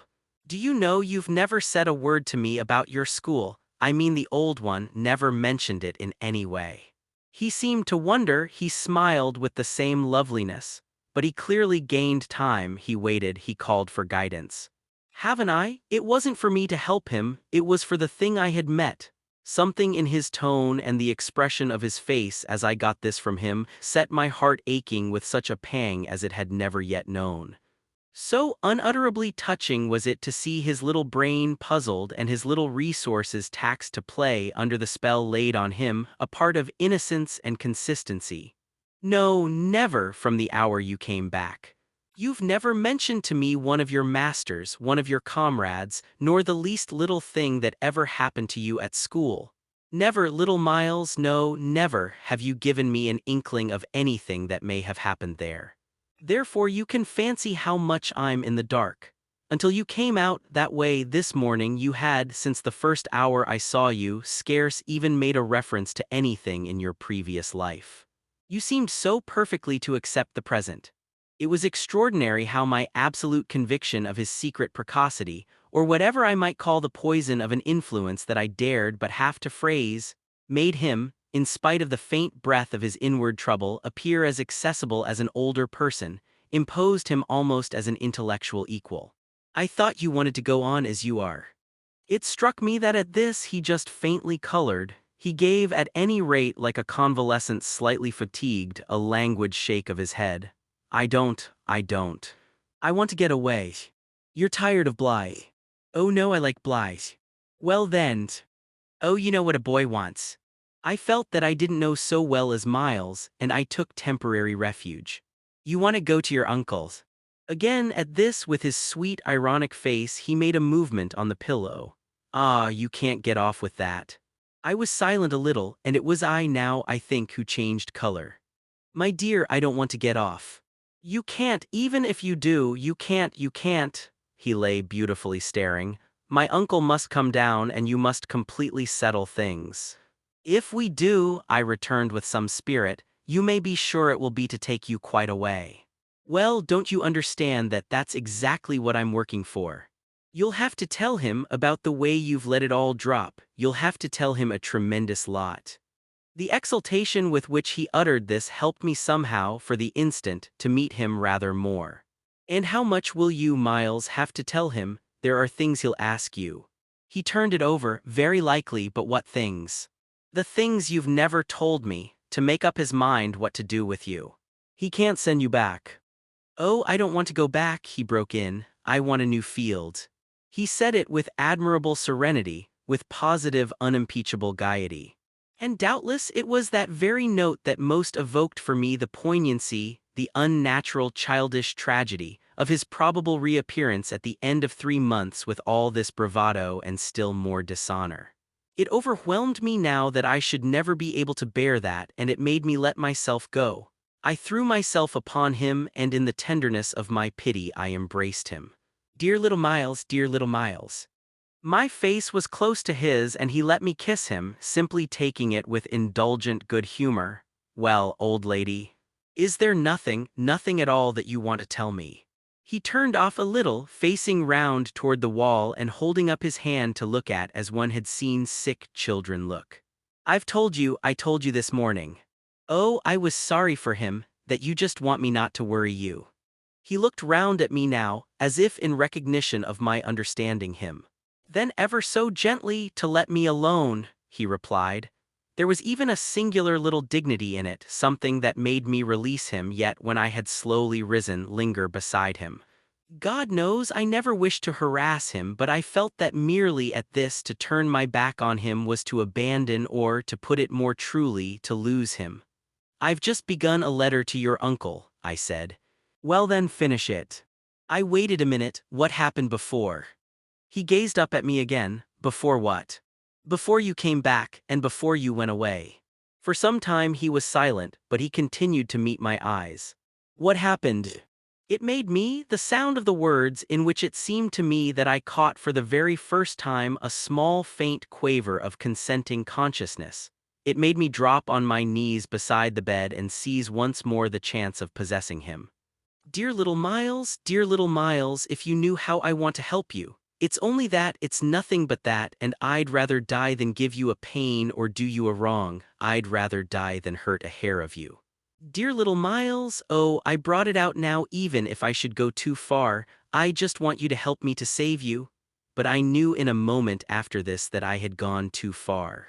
The answer to my appeal was instantaneous, but it came in the form of an extraordinary blast and chill, a gust of frozen air, and a shake of the room as great as if, in the wild wind, the casement had crashed in. The boy gave a loud, high shriek which, lost in the rest of the shock of sound, might have seemed indistinctly though I was so close to him, a note either of jubilation or of terror. I jumped to my feet again and was conscious of darkness. So for a moment we remained while I stared about me and saw that the drawn curtains were unstirred and the window tight. Why, the candle's out, I then cried. It was I who blew it, dear, said Miles. The next day after lessons, Mrs. Groves found a moment to say to me quietly, Have you written, miss? Yes, I've written, but I didn't add for the hour that my letter, sealed and directed, was still in my pocket.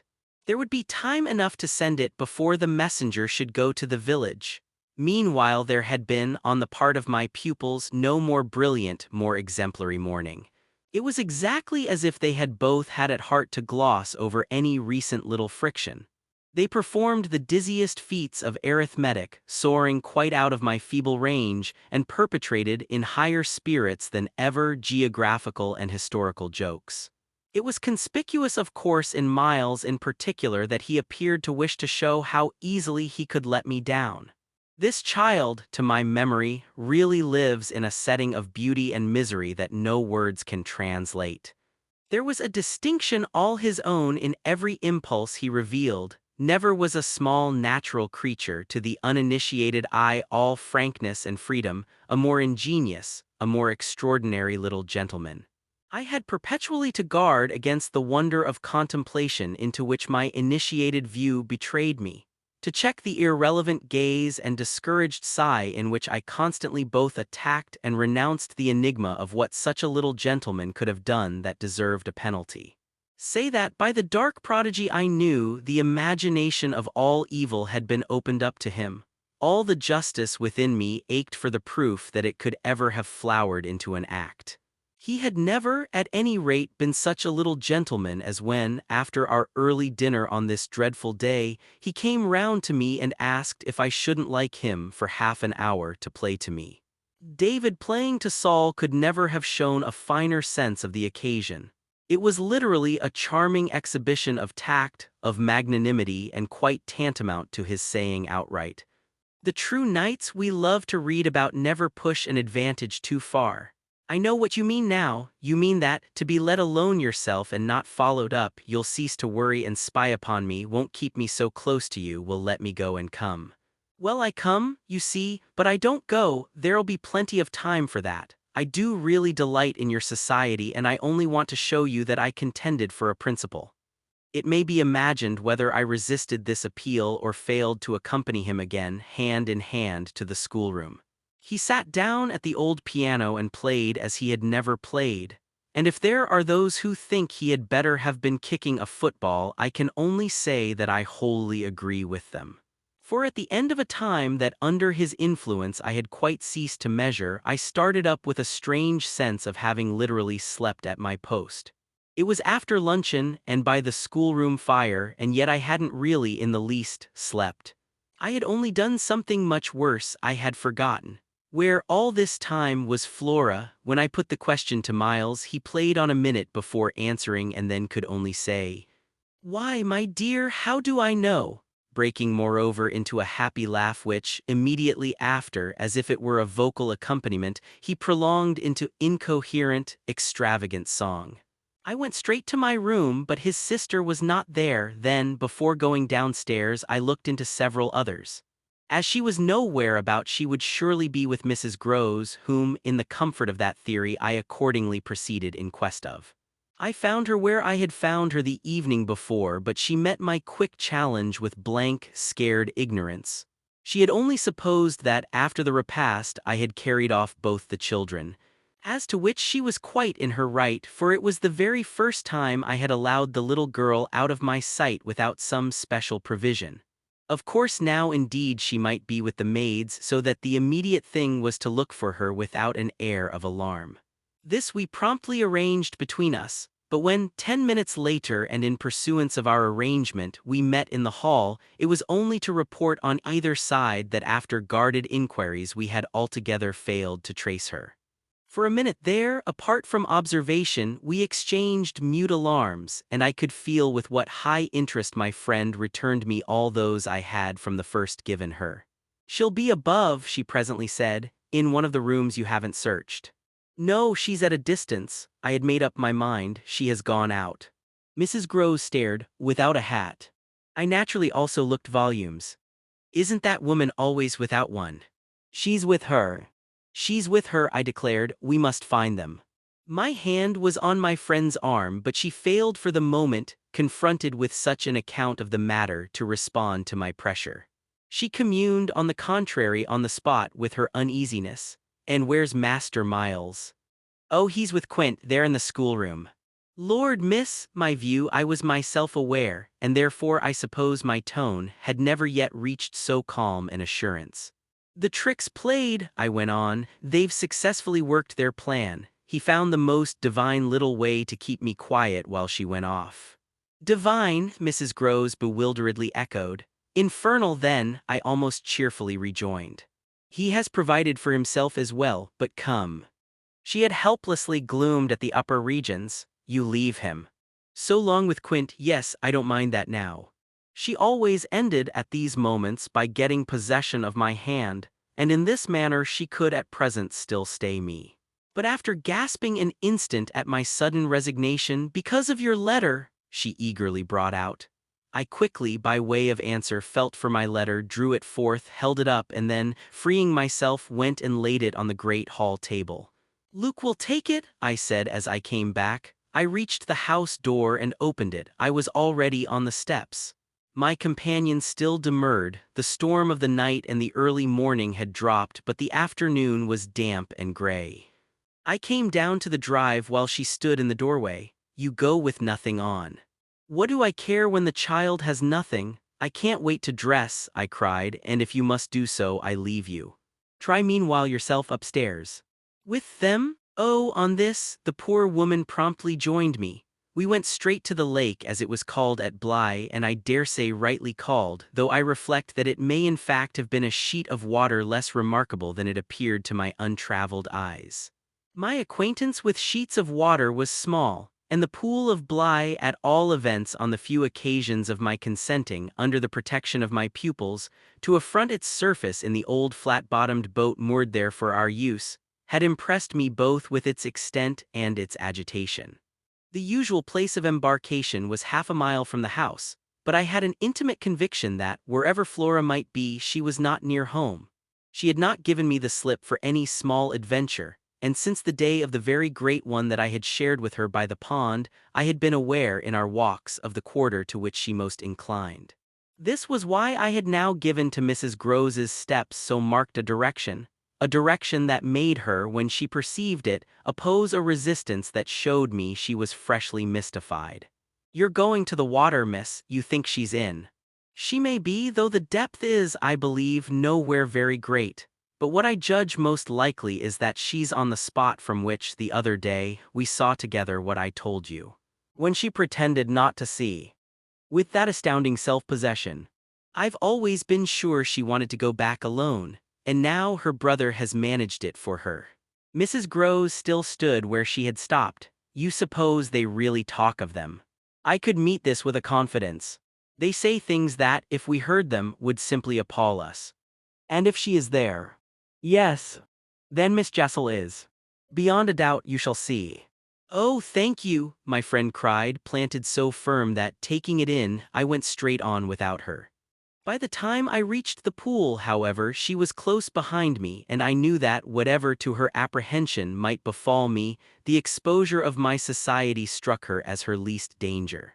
She exhaled a moan of relief as we at last came in sight of the greater part of the water without a sight of the child. There was no trace of Flora on that nearer side of the bank where my observation of her had been most startling, and none on the opposite edge, where, save for a margin of some 20 yards, a thick copse came down to the water. The pond, oblong in shape, had a width so scant compared to its length that, with its ends out of view, it might have been taken for a scant river. We looked at the empty expanse, and then I felt the suggestion of my friend's eyes. I knew what she meant, and I replied with a negative headshake. No, no, wait, she has taken the boat. My companion stared at the vacant mooring place and then again across the lake. Then where is it? Our not seeing it is the strongest of proofs. She has used it to go over and then has managed to hide it. All alone, that child. She's not alone, and at such times she's not a child. She's an old, old woman. I scanned all the visible shore while Mrs. Groves took again, into the queer element I offered her, one of her plunges of submission. Then I pointed out that the boat might perfectly be in a small refuge formed by one of the recesses of the pool, an indentation masked, for the hither side, by a projection of the bank and by a clump of trees growing close to the water. But if the boat's there, where on earth's she? My colleague anxiously asked. That's exactly what we must learn, and I started to walk further, by going all the way round. Certainly far as it is. It will take us but 10 minutes, but it's far enough to have made the child prefer not to walk. She went straight over. Laws, cried my friend again, the chain of my logic was ever too much for her. It dragged her at my heels even now, and when we had got halfway round, a devious, tiresome process on ground much broken and by a path choked with overgrowth, I paused to give her breath. I sustained her with a grateful arm, assuring her that she might hugely help me, and this started us afresh, so that in the course of but few minutes more we reached a point from which we found the boat to be where I had supposed it. It had been intentionally left as much as possible out of sight and was tied to one of the stakes of a fence that came, just there, down to the brink, and that had been an assistance to disembarking. I recognized, as I looked at the pair of short, thick oars, quite safely drawn up, the prodigious character of the feat for a little girl. But I had lived, by this time, too long among wonders and had panted to too many livelier measures. There was a gate in the fence through which we passed, and that brought us, after a trifling interval, more into the open. Then, there she is! We both exclaimed at once. Flora, a short way off, stood before us on the grass and smiled as if her performance was now complete.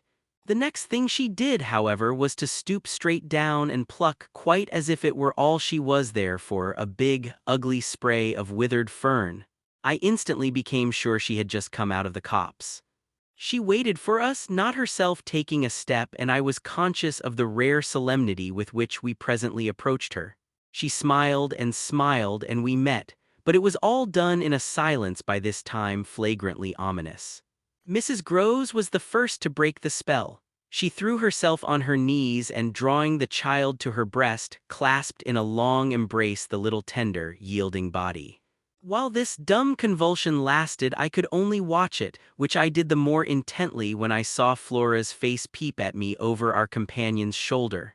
It was serious now, the flicker had left it. But it strengthened the pang with which I at that moment envied Mrs. Groves the simplicity of her relation. Still, all this while, nothing more passed between us save that Flora had let her foolish fern again drop to the ground. What she and I had virtually said to each other was that pretexts were useless now. When Mrs. Groves finally got up, she kept the child's hand so that the two were still before me. And the singular reticence of our communion was even more marked in the frank look she launched me. "I'll be hanged," it said, "if I'll speak." It was Flora who, gazing all over me in candid wonder, was the first. She was struck with our bareheaded aspect. "Why, where are your things?" "Where yours are, my dear," I promptly returned. She had already got back her gaiety and appeared to take this as an answer quite sufficient. "And where's Miles?" she went on. There was something in the small valor of it that quite finished me. These 3 words from her were, in a flash like the glitter of a drawn blade, the jostle of the cup that my hand, for weeks and weeks, had held high and full to the brim, that now, even before speaking, I felt overflow in a deluge. "I'll tell you if you'll tell me," I heard myself say, then heard the tremor in which it broke. "Well, what?" Mrs. Groves's suspense blazed at me, but it was too late now, and I brought the thing out handsomely. "Where, my pet, is Miss Jessel?" "Execs." Just as in the churchyard with Miles, the whole thing was upon us. Much as I had made of the fact that this name had never once, between us, been sounded, the quick, smitten glare with which the child's face now received it fairly likened my breach of the silence to the smash of a pane of glass. It added to the interposing cry, as if to stay the blow that Mrs. Groves at the same instant uttered over my violence, the shriek of a creature scared, or rather wounded, which, in turn, within a few seconds, was completed by a gasp of my own. I seized my colleague's arm. "She's there, she's there." Miss Jessel stood before us on the opposite bank exactly as she had stood the other time, and I remember, strangely, as the first feeling now produced in me, my thrill of joy at having brought on a proof. She was there and I was justified. She was there and I was neither cruel nor mad. She was there for poor scared Mrs. Groves, but she was there most for Flora, and no moment of my monstrous time was perhaps so extraordinary as that in which I consciously threw out to her, with the sense that, pale and ravenous demon as she was, she would catch and understand it, an inarticulate message of gratitude.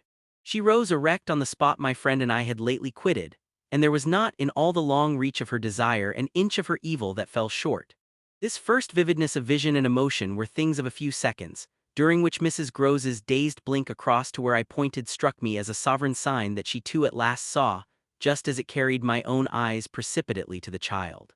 The revelation then of the manner in which Flora was affected startled me, in truth, far more than it would have done to find her also merely agitated, for direct dismay was of course not what I had expected. Prepared and on her guard as our pursuit had actually made her, she would repress every betrayal, and I was therefore shaken, on the spot, by my first glimpse of the particular one for which I had not allowed.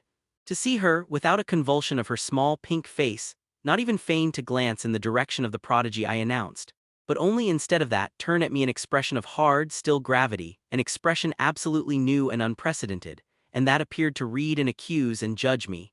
This was a stroke that somehow converted the little girl herself into the very presence that could make me quail. I quailed even though my certitude that she thoroughly saw was never greater than at that instant, and in the immediate need to defend myself I called it passionately to witness. "She's there, you little unhappy thing, there, and you see her as well as you see me." I had said shortly before to Mrs. Groves that she was not at these times a child, but an old, old woman. And that description of her could not have been more strikingly confirmed than in the way in which, for all answer to this, she simply showed me, without a concession and admission of her eyes, a countenance of deeper and deeper, of indeed suddenly quite fixed reprobation. I was by this time, if I can put the whole thing at all together, more appalled at what I may properly call her manner than at anything else, though it was simultaneously with this that I became aware of having Mrs. Groves also, and very formidably, to reckon with. My elder companion the next moment at any rate blotted out everything but her own flushed face and her loud, shocked protest, a burst of high disapproval. "What a dreadful turn, to be sure, miss. Where on earth do you see anything?" I could only grasp her more quickly yet, for even while she spoke the hideous plain presence stood undimmed and undaunted.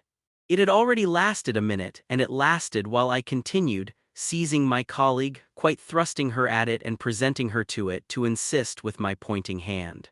You don't see her exactly as we see. You mean to say you don't now? She's as big as a blazing fire. Only look, dearest woman, look. She looked, even as I did, and gave me, with her deep groan of negation, repulsion, compassion, the mixture with her pity of her relief at her exemption, a sense, touching to me even then, that she would have backed me up if she could. I might well have needed that, for with this hard blow of the proof that her eyes were hopelessly sealed, I felt my own situation horribly crumble. I saw my livid predecessor press from her position on my defeat, and I was conscious, more than all, of what I should have from this instant to deal with in the astounding little attitude of Flora. Into this attitude Mrs. Groves immediately and violently entered, breaking, even while there pierced through my sense of ruin a prodigious private triumph, into breathless reassurance. She isn't there, little lady, and nobody's there, and you never see nothing, my sweet. How can poor Miss Jessel, when poor Miss Jessel's dead and buried? We know, don't we, love? And she appealed, blundering in, to the child. It's all a mere mistake and a worry and a joke, and we'll go home as fast as we can. Our companion on this had responded with a strange, quick primness of propriety, and they were again, with Mrs. Groves on her feet, united, as it were, in pained opposition to me. Flora continued to fix me with her small mask of reprobation, and even at that minute I prayed God to forgive me for seeming to see that, as she stood there holding tight to our friend's dress, her incomparable childish beauty had suddenly failed, had quite vanished. I've said it already, she was hideously hard, she had turned common and almost ugly. I don't know what you mean, I see nobody, I see nothing, I never have, I think you're cruel. I don't like you? Then, after this deliverance, which might have been that of a vulgarly pert little girl in the street, she hugged Mrs. Groves more closely and buried in her skirts the dreadful little face. In this position she produced an almost furious wail. Take me away, oh, take me away from her. From me, I panted. From you, she cried. Even Mrs. Groves looked across at me dismayed, while I had nothing to do but communicate again with the figure that, on the opposite bank, without a movement, as rigidly still as if catching, beyond the interval, our voices, was as vividly there for my disaster as it was not there for my service.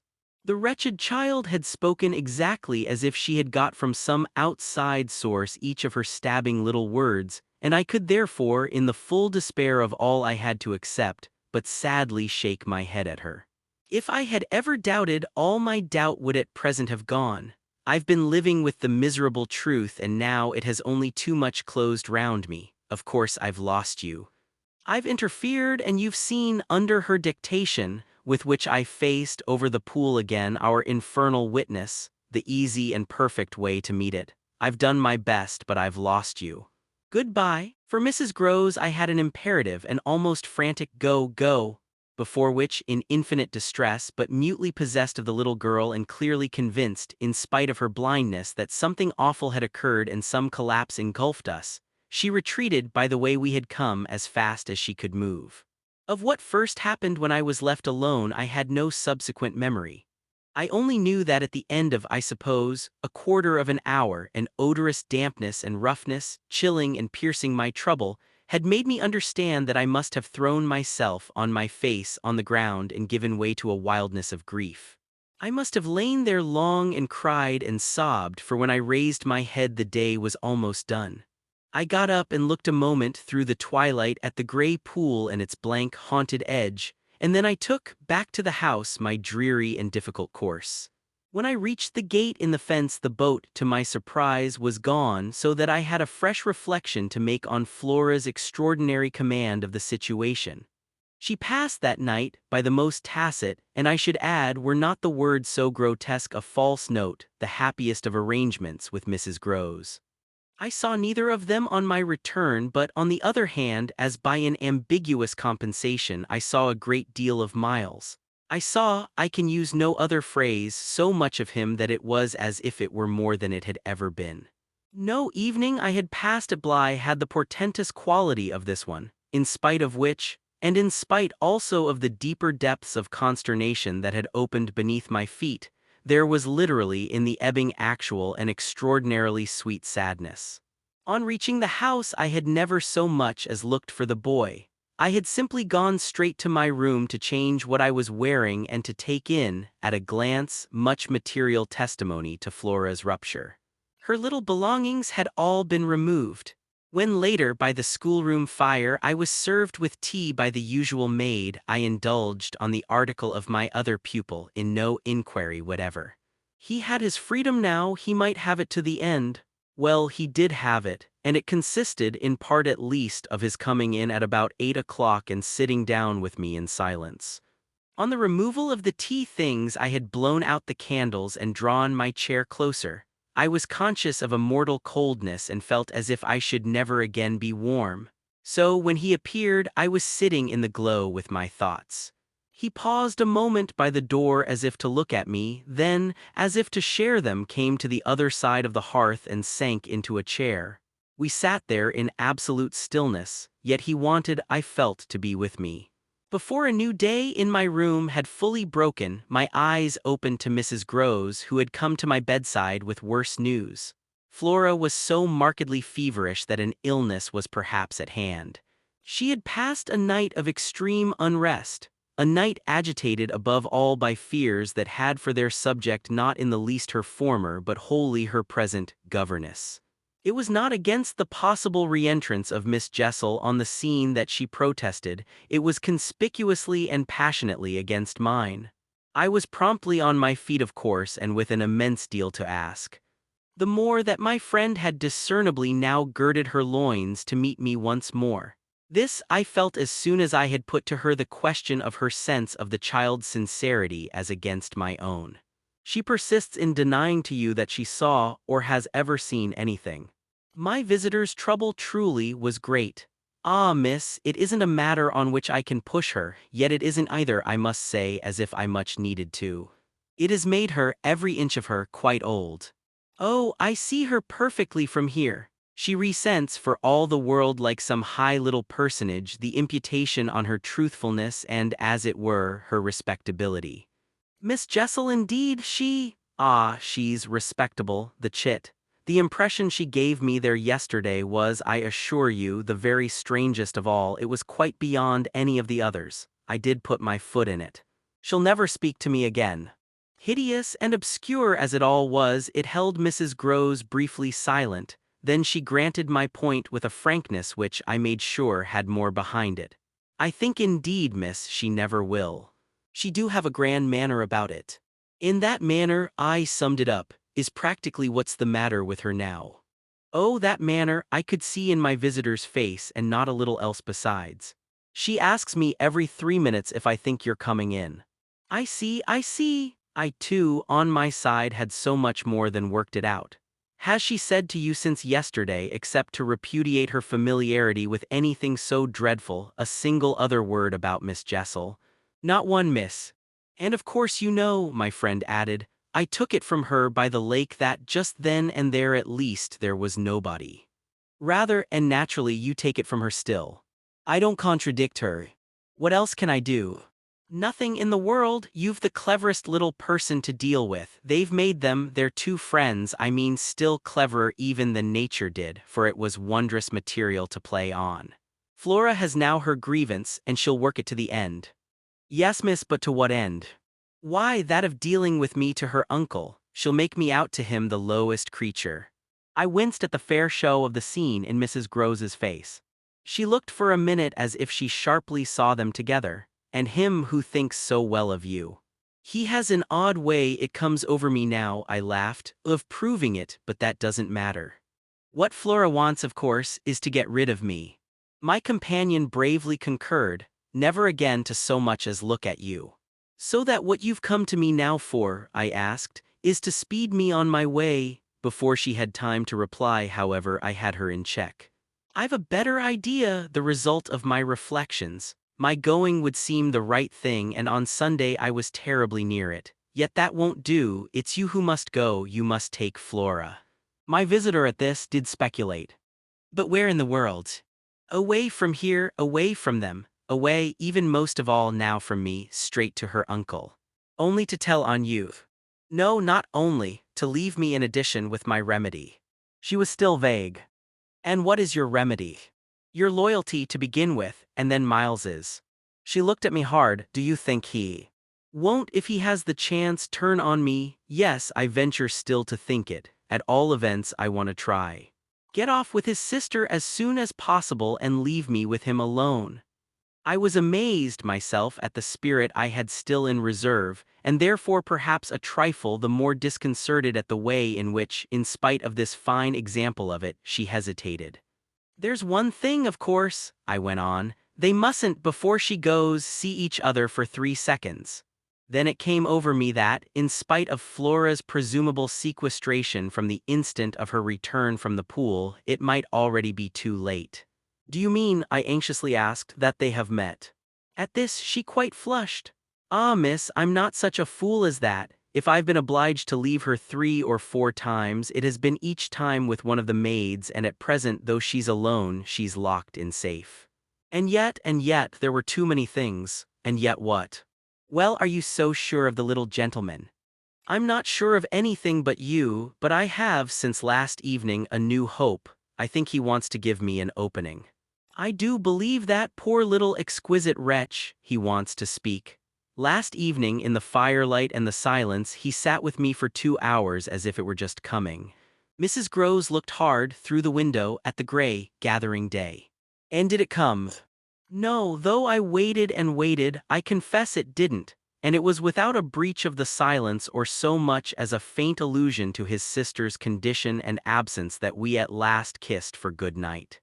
All the same, I continued, I can't, if her uncle sees her, consent to his seeing her brother without my having given the boy, and most of all because things have got so bad, a little more time. My friend appeared on this ground more reluctant than I could quite understand. What do you mean by more time?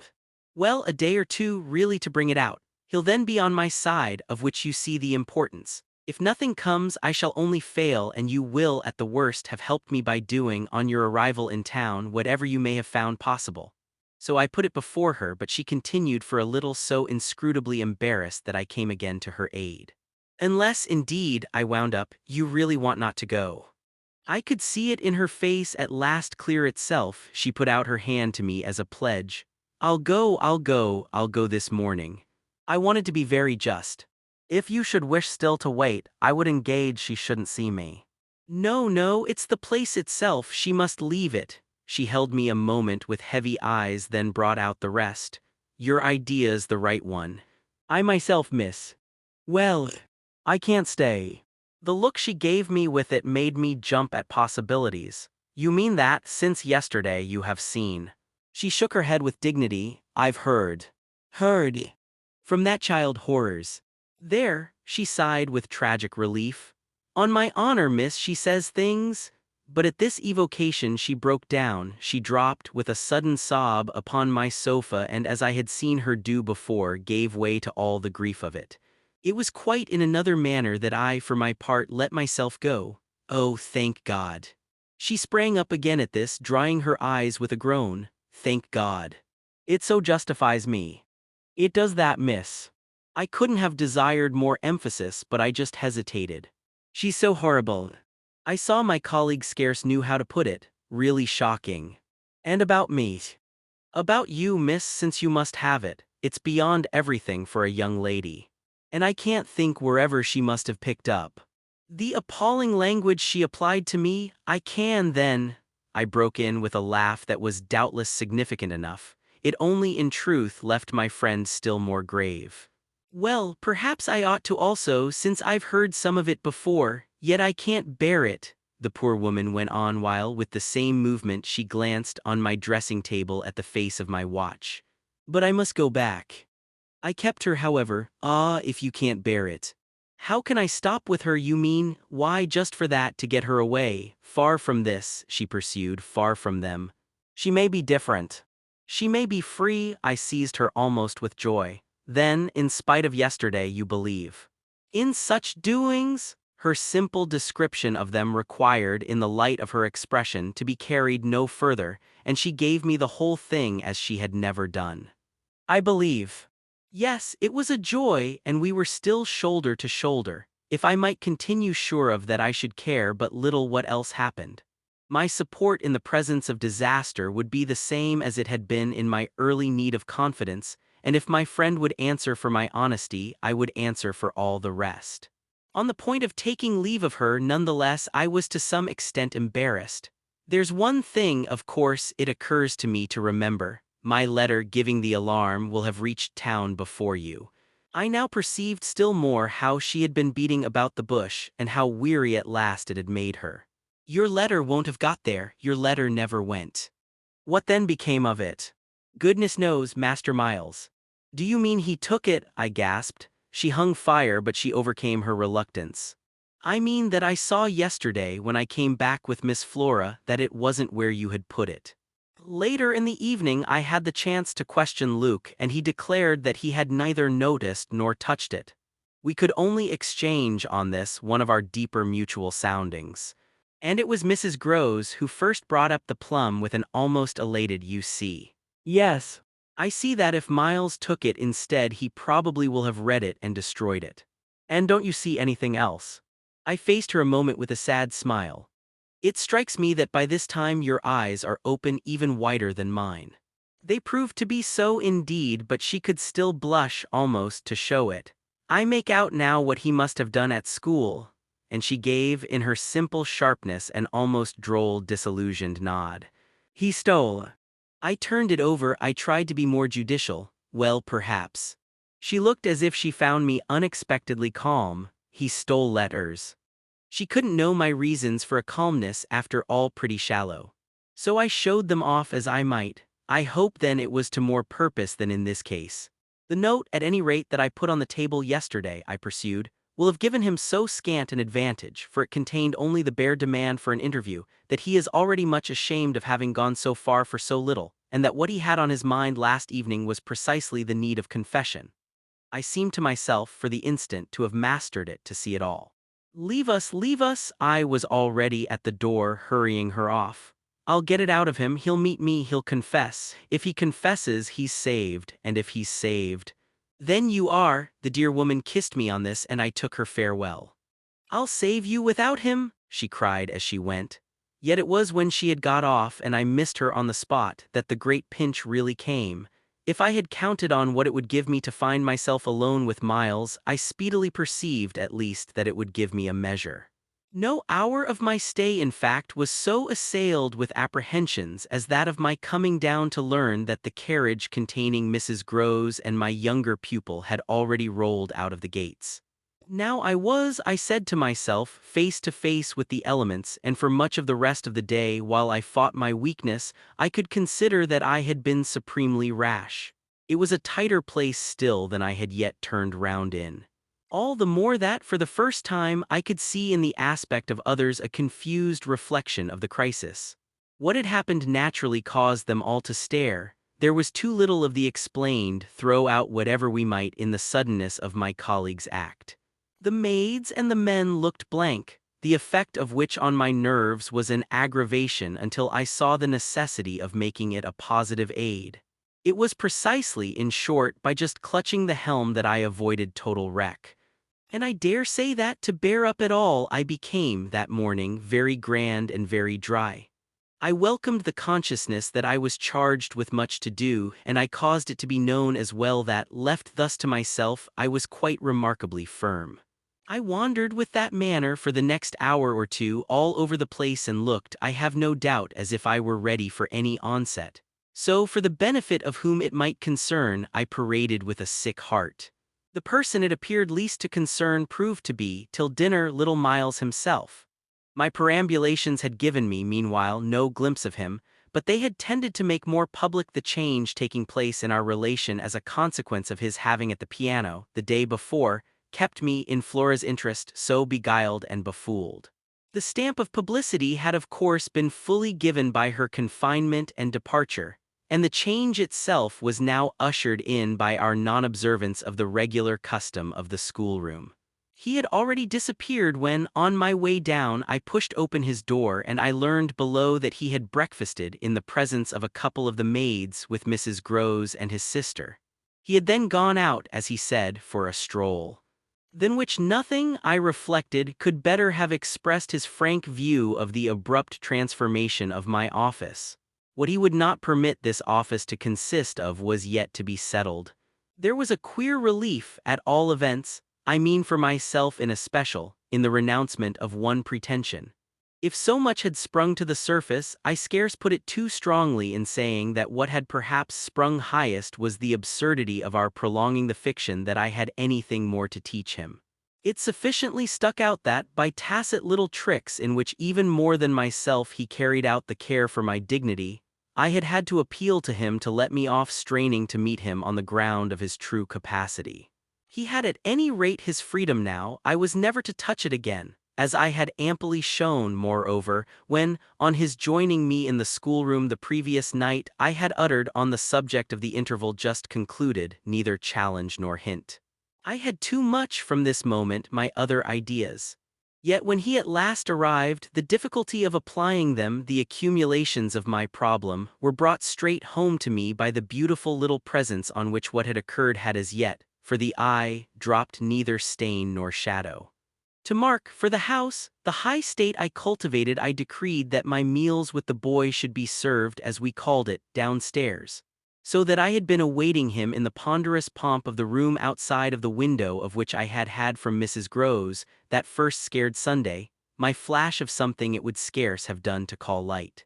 Here at present I felt afresh, for I had felt it again and again, how my equilibrium depended on the success of my rigid will, the will to shut my eyes as tight as possible to the truth that what I had to deal with was, revoltingly, against nature.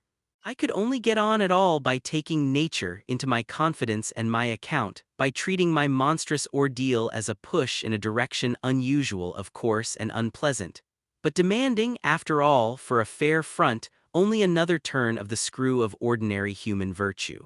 No attempt, nonetheless, could well require more tact than just this attempt to supply one's self all the nature. How could I put even a little of that article into a suppression of reference to what had occurred? How, on the other hand, could I make reference without a new plunge into the hideous obscure? Well, a sort of answer, after a time, had come to me, and it was so far confirmed as that I was met, incontestably, by the quickened vision of what was rare in my little companion. It was indeed as if he had found even now, as he had so often found at lessons, still some other delicate way to ease me off. Wasn't there light in the fact which, as we shared our solitude, broke out with a specious glitter it had never yet quite worn? The fact that, opportunity aiding, precious opportunity which had now come, it would be preposterous, with a child so endowed, to forgo the help one might wrest from absolute intelligence. What had his intelligence been given him for but to save him? Mightn't one, to reach his mind, risk the stretch of an angular arm over his character? It was as if, when we were face to face in the dining room, he had literally shown me the way. The roast mutton was on the table, and I had dispensed with attendance. Miles, before he sat down, stood a moment with his hands in his pockets and looked at the joint, on which he seemed on the point of passing some humorous judgment. But what he presently produced was, "I say, my dear, is she really very awfully ill?" "Little Flora, not so bad but that she'll presently be better. London will set her up." Bligh had ceased to agree with her. "Come here and take your mutton." He alertly obeyed me, carried the plate carefully to his seat, and when he was established, went on. Did Bligh disagree with her so terribly suddenly? Not so suddenly as you might think. One had seen it coming on. Then why didn't you get her off before? Before what? Before she became too ill to travel. I found myself prompt. She's not too ill to travel, she only might have become so if she had stayed. This was just the moment to seize. The journey will dissipate the influence, oh, I was grand, and carry it off. I see, Miles for that matter was grand too. He settled to his repast with the charming little table manner that from the day of his arrival had relieved me of all grossness of admonition. Whatever he had been driven from school for, it was not for ugly feeding. He was irreproachable as always today, but he was unmistakably more conscious. He was discernibly trying to take for granted more things than he found, without assistance, quite easy, and he dropped into peaceful silence while he felt his situation. Our meal was of the briefest, mine a vain pretense, and I had the things immediately removed. While this was done, Miles stood again with his hands in his little pockets and his back to me, stood and looked out of the wide window through which, that other day, I had seen what pulled me up. We continued silent while the maid was with us. As silent, it whimsically occurred to me, as some young couple who, on their wedding journey at the inn, feel shy in the presence of the waiter. He turned round only when the waiter had left us. "Well, so we're alone." "Oh, more or less." I fancy my smile was pale. "Not absolutely, we shouldn't like that," I went on. "No, I suppose we shouldn't, of course we have the others." "We have the others, we have indeed the others," I concurred. "Yet even though we have them," he returned, still with his hands in his pockets and planted there in front of me, "they don't much count, do they?" I made the best of it, but I felt wan. "It depends on what you call much." "Yes, with all accommodation, everything depends." On this, however, he faced to the window again and presently reached it with his vague, restless, cogitating step. He remained there a while with his forehead against the glass in contemplation of the stupid shrubs I knew and the dull things of November. I had always my hypocrisy of work, behind which now I gained the sofa, steadying myself with it there as I had repeatedly done at those moments of torment that I have described as the moments of my knowing the children to be given to something from which I was barred. I sufficiently obeyed my habit of being prepared for the worst. But an extraordinary impression dropped on me as I extracted a meaning from the boy's embarrassed back, none other than the impression that I was not barred now. This inference grew in a few minutes to sharp intensity and seemed bound up with the direct perception that it was positively he who was. The frames and squares of the great window were a kind of image for him of a kind of failure. I felt that I saw him, at any rate, shut in or shut out. He was admirable but not comfortable. I took it in with a throb of hope. Wasn't he looking through the haunted pane for something he couldn't see? And wasn't it the first time in the whole business that he had known such a lapse? The first, the very first. I found it a splendid portent. It made him anxious, though he watched himself. He had been anxious all day, and even while in his usual sweet little manner he sat at table, had needed all his small strange genius to give it a gloss. When he at last turned round to meet me, it was almost as if this genius had succumbed. "Well, I think I'm glad Bly agrees with me. You would certainly seem to have seen, these 24 hours, a good deal more of it than for some time before. I hope," I went on bravely, "that you've been enjoying yourself." "Oh yes, I've been ever so far, all round about miles and miles away. I've never been so free." He had really a manner of his own, and I could only try to keep up with him. "Well, do you like it?" He stood there smiling, then at last he put into 2 words, "Do you?" More discrimination than I had ever heard 2 words contain. Before I had time to deal with that, however, he continued as if with the sense that this was an impertinence to be softened. "Nothing could be more charming than the way you take it, for of course if we're alone together now it's you that are alone most. But I hope," he threw in, "you don't particularly mind." "Having to do with you?" I asked. "My dear child, how can I help minding? Though I've renounced all claim to your company, you're so beyond me, I at least greatly enjoy it. What else should I stay on for?" He looked at me more directly, and the expression of his face, graver now, struck me as the most beautiful I had ever found in it. "You stay on just for that?" "Certainly, I stay on as your friend and from the tremendous interest I take in you till something can be done for you that may be more worth your while." "That needn't surprise you." My voice trembled so that I felt it impossible to suppress the shake. "Don't you remember how I told you when I came and sat on your bed the night of the storm that there was nothing in the world I wouldn't do for you?" "Yes, yes," he, on his side, more and more visibly nervous, had a tone to master. But he was so much more successful than I that, laughing out through his gravity, he could pretend we were pleasantly jesting. "Only that, I think, was to get me to do something for you." "It was partly to get you to do something," I conceded. "But you know you didn't do it." "Oh yes," he said with the brightest superficial eagerness, "you wanted me to tell you something. That's it, out straight out, what you have on your mind, you know." "Ah then, is that what you've stayed over for?" He spoke with a gaiety through which I could still catch the finest little quiver of resentful passion. But I can't begin to express the effect upon me of an implication of surrender even so faint. It was as if what I had yearned for had come at last only to astonish me. Well, yes, I may as well make a clean breast of it, it was precisely for that. He waited so long that I supposed it for the purpose of repudiating the assumption on which my action had been founded. But what he finally said was, "Do you mean now here? There couldn't be a better place or time." He looked round him uneasily, and I had the rare, oh, the queer, impression of the very first symptom I had seen in him of the approach of immediate fear. It was as if he were suddenly afraid of me, which struck me indeed as perhaps the best thing to make him. Yet in the very pang of the effort I felt it vain to try sternness, and I heard myself the next instant so gentle as to be almost grotesque. "You want so to go out again?" "Awfully." He smiled at me heroically, and the touching little bravery of it was enhanced by his actually flushing with pain. He had picked up his hat, which he had brought in, and stood twirling it in a way that gave me, even as I was just nearly reaching port, a perverse horror of what I was doing. To do it in any way was an act of violence, for what did it consist of but the obtrusion of the idea of grossness and guilt on a small helpless creature who had been for me a revelation of the possibilities of beautiful intercourse? Wasn't it base to create for a being so exquisite a mere alien awkwardness? I suppose I now read into our situation a clearness it couldn't have had at the time, for I seemed to see our poor eyes already lighted with some spark of a prevision of the anguish that was to come. So we circled about with terrors and scruples like fighters not daring to close, but it was for each other we feared, that kept us a little longer suspended and unbruised. "I'll tell you everything," Miles said.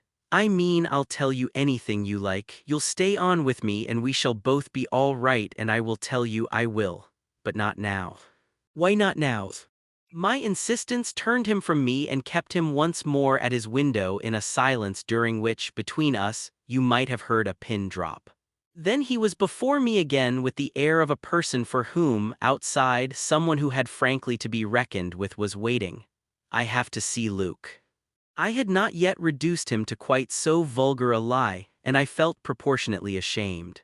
But horrible as it was, his lies made up my truth. I achieved thoughtfully a few loops of my knitting. "Well then, go to Luke and I'll wait for what you promise. Only in return for that, satisfy before you leave me one very much smaller request." He looked as if he felt he had succeeded enough to be able still a little to bargain. "Very much smaller." "Yes, a mere fraction of the whole." "Tell me." "Oh, my work preoccupied me and I was offhand. If, yesterday afternoon from the table in the hall you took, you know, my letter." My sense of how he received this suffered for a minute from something that I can describe only as a fierce split of my attention, a stroke that at first, as I sprang straight up, reduced me to the mere blind movement of getting hold of him, drawing him close, and, while I just fell for support against the nearest piece of furniture, instinctively keeping him with his back to the window. The appearance was full upon us that I had already had to deal with here. Peter Quint had come into view like a sentinel before a prison. The next thing I saw was that, from outside, he had reached the window, and then I knew that, close to the glass and glaring in through it, he offered once more to the room his white face of damnation. It represents but grossly what took place within me at the sight to say that on the second my decision was made. Yet I believe that no woman so overwhelmed ever in so short a time recovered her grasp of the act. It came to me in the very horror of the immediate presence that the act would be, seeing and facing what I saw and faced to keep the boy himself unaware. The inspiration, I can call it by no other name, was that I felt how voluntarily, how transcendently I might. It was like fighting with a demon for a human soul, and when I had fairly so appraised it, I saw how the human soul, held out in the tremor of my hands at arm's length, had a perfect dew of sweat on a lovely childish forehead. The face that was close to mine was as white as the face against the glass, and out of it presently came a sound, not low nor weak, but as if from much further away, that I drank like a waft of fragrance. "Yes, I took it." At this, with a moan of joy I drew him close, and while I held him to my breast where I could feel in the sudden fever of his little body the tremendous pulse of his little heart, I kept my eyes on the thing at the window and saw it move and shift its posture. I have likened it to a sentinel, but its slow wheel for a moment was rather the prowl of a baffled beast. My present quickened courage, however, was such that, not too much to let it through, I had to shade, as it were, my flame. Meanwhile the glare of the face was again at the window, the scoundrel fixed as if to watch and wait. It was the very confidence that I might now defy him, as well as the positive certitude, by this time, of the child's unconsciousness that made me go on. "What did you take it for?" "To see what you said about me." "You opened the letter." "I opened it." My eyes were now, as I held him off a little again, on Miles's own face, in which the collapse of mockery showed me how complete was the ravage of uneasiness. What was prodigious was that at last, by my success, his sense was sealed and his communication stopped. He knew that he was in presence, but knew not of what, and knew still less that I also was and that I did know. And what did this strain of trouble matter when my eyes went back to the window only to see that the air was clear again and, by my personal triumph, the influence quenched? There was nothing there. I felt that the cause was mine and that I should surely get all. "And you found nothing?" I let my elation out. He gave the most mournful, thoughtful little headshake. "Nothing. Nothing, nothing," I almost shouted in my joy. "Nothing, nothing," he sadly repeated. I kissed his forehead, it was drenched. "So what have you done with it?" "I've burned it." "Burned it, it was now or never. Is that what you did at school?" "Oh, with this brought up." "At school. Did you take letters, or other things?" "Other things?" He appeared now to be thinking of something far off, and that reached him only through the pressure of his anxiety. Yet it did reach him. "Did I steal?" I felt myself redden to the roots of my hair, as well as wonder if it were more strange to put to a gentleman such a question, or to see him take it with allowances that gave the very distance of his fall in the world. "Was it for that you mightn't go back?" The only thing he felt was rather a dreary little surprise. "Did you know I mightn't go back?" "I know everything." He gave me at this the longest and strangest look. "Everything." "Everything. Therefore did you—" But I couldn't say it again. Miles could very simply. "No, I didn't steal." My face must have shown him I believed him utterly, yet my hands, but it was for pure tenderness, shook him as if to ask him why, if it was all for nothing, he had condemned me to months of torment. "What then did you do?" He looked in vague pain all round the top of the room and drew his breath 2 or 3 times over, as if with difficulty. He might have been standing at the bottom of the sea and raising his eyes to some faint green twilight. "Well, I said things. Only that. They thought it was enough. To turn you out for it." Never truly had a person turned out, shown so little to explain it as this little person. He appeared to weigh my question, but in a manner quite detached and almost helpless. "Well, I suppose I oughtn't. But to whom did you say them?" He evidently tried to remember, but it dropped. He had lost it. "I don't know." He almost smiled at me in the desolation of his surrender, which was indeed practically, by this time, so complete that I ought to have left it there. But I was infatuated, I was blind with victory, though even then the very effect that was to have brought him so much nearer was already that of added separation. "Was it to everyone?" I asked. "No. It was only 2, but he gave a sick little headshake. I don't remember their names." "Were they then so many?" "No, only a few, those I liked." Those he liked? I seemed to float not into clearness but into a darker obscure, and within a minute there had come to me out of my very pity the appalling alarm of his being perhaps innocent. It was for the instant confounding and bottomless, for if he were innocent, what then on earth was I? Paralyzed while it lasted by the mere brush of the question, I let him go a little so that, with a deep-drawn sigh, he turned away from me again. Which, as he faced toward the clear window, I suffered, feeling that I had nothing now there to keep him from. "And did they repeat what you said?" I went on after a moment. He was soon at some distance from me, still breathing hard and again with the air, though now without anger for it, of being confined against his will.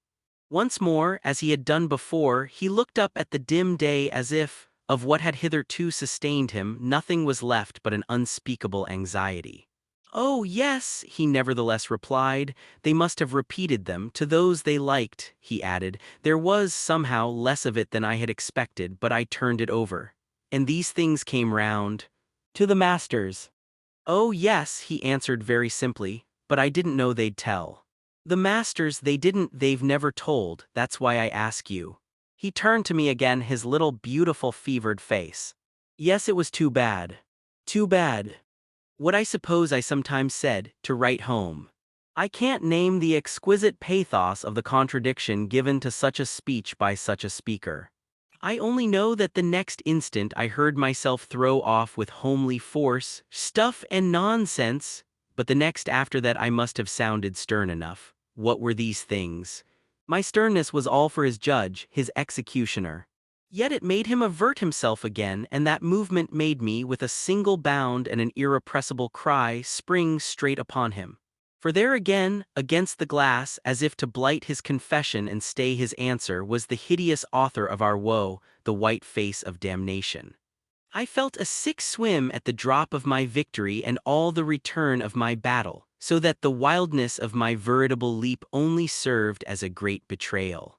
I saw him, from the midst of my act, meet it with a divination, and on the perception that even now he only guessed, and that the window was still to his own eyes free, I let the impulse flame up to convert the climax of his dismay into the very proof of his liberation. "No more, no more, no more," I shrieked as I tried to press him against me to my visitant. "Is she here?" Miles panted as he caught with his sealed eyes the direction of my words. Then as his strange she staggered me, and with a gasp I echoed it, "Miss Jessel, Miss Jessel." He with a sudden fury gave me back. I seized, stupefied, his supposition, some sequel to what we had done to Flora, but this made me only want to show him that it was better still than that. "It's not Miss Jessel, but it's at the window, straight before us. It's there, the coward horror, there for the last time." At this, after a second in which his head made the movement of a baffled dog's on a scent, and then gave a frantic little shake for air and light, he was at me in a white rage, bewildered, glaring vainly over the place and missing wholly, though it now, to my sense, filled the room like the taste of poison, the wide, overwhelming presence. "It's he." I was so determined to have all my proof that I flashed into ice to challenge him. "Whom do you mean by he?" "Peter Quint, you devil!" His face gave again, round the room, its convulsed supplication. "Where?" "They are in my ears still," his supreme surrender of the name and his tribute to my devotion. "What does he matter now, my own? What will he ever matter? I have you," I launched at the beast, "but he has lost you forever." Then, for the demonstration of my work, "There," I said to Miles. But he had already jerked straight round, stared, glared again, and seen but the quiet day. With the stroke of the loss I was so proud of, he uttered the cry of a creature hurled over an abyss, and the grasp with which I recovered him might have been that of catching him in his fall. I caught him, yes, I held him, it may be imagined with what a passion, but at the end of a minute I began to feel what it truly was that I held. We were alone with the quiet day, and his little heart, dispossessed, had stopped.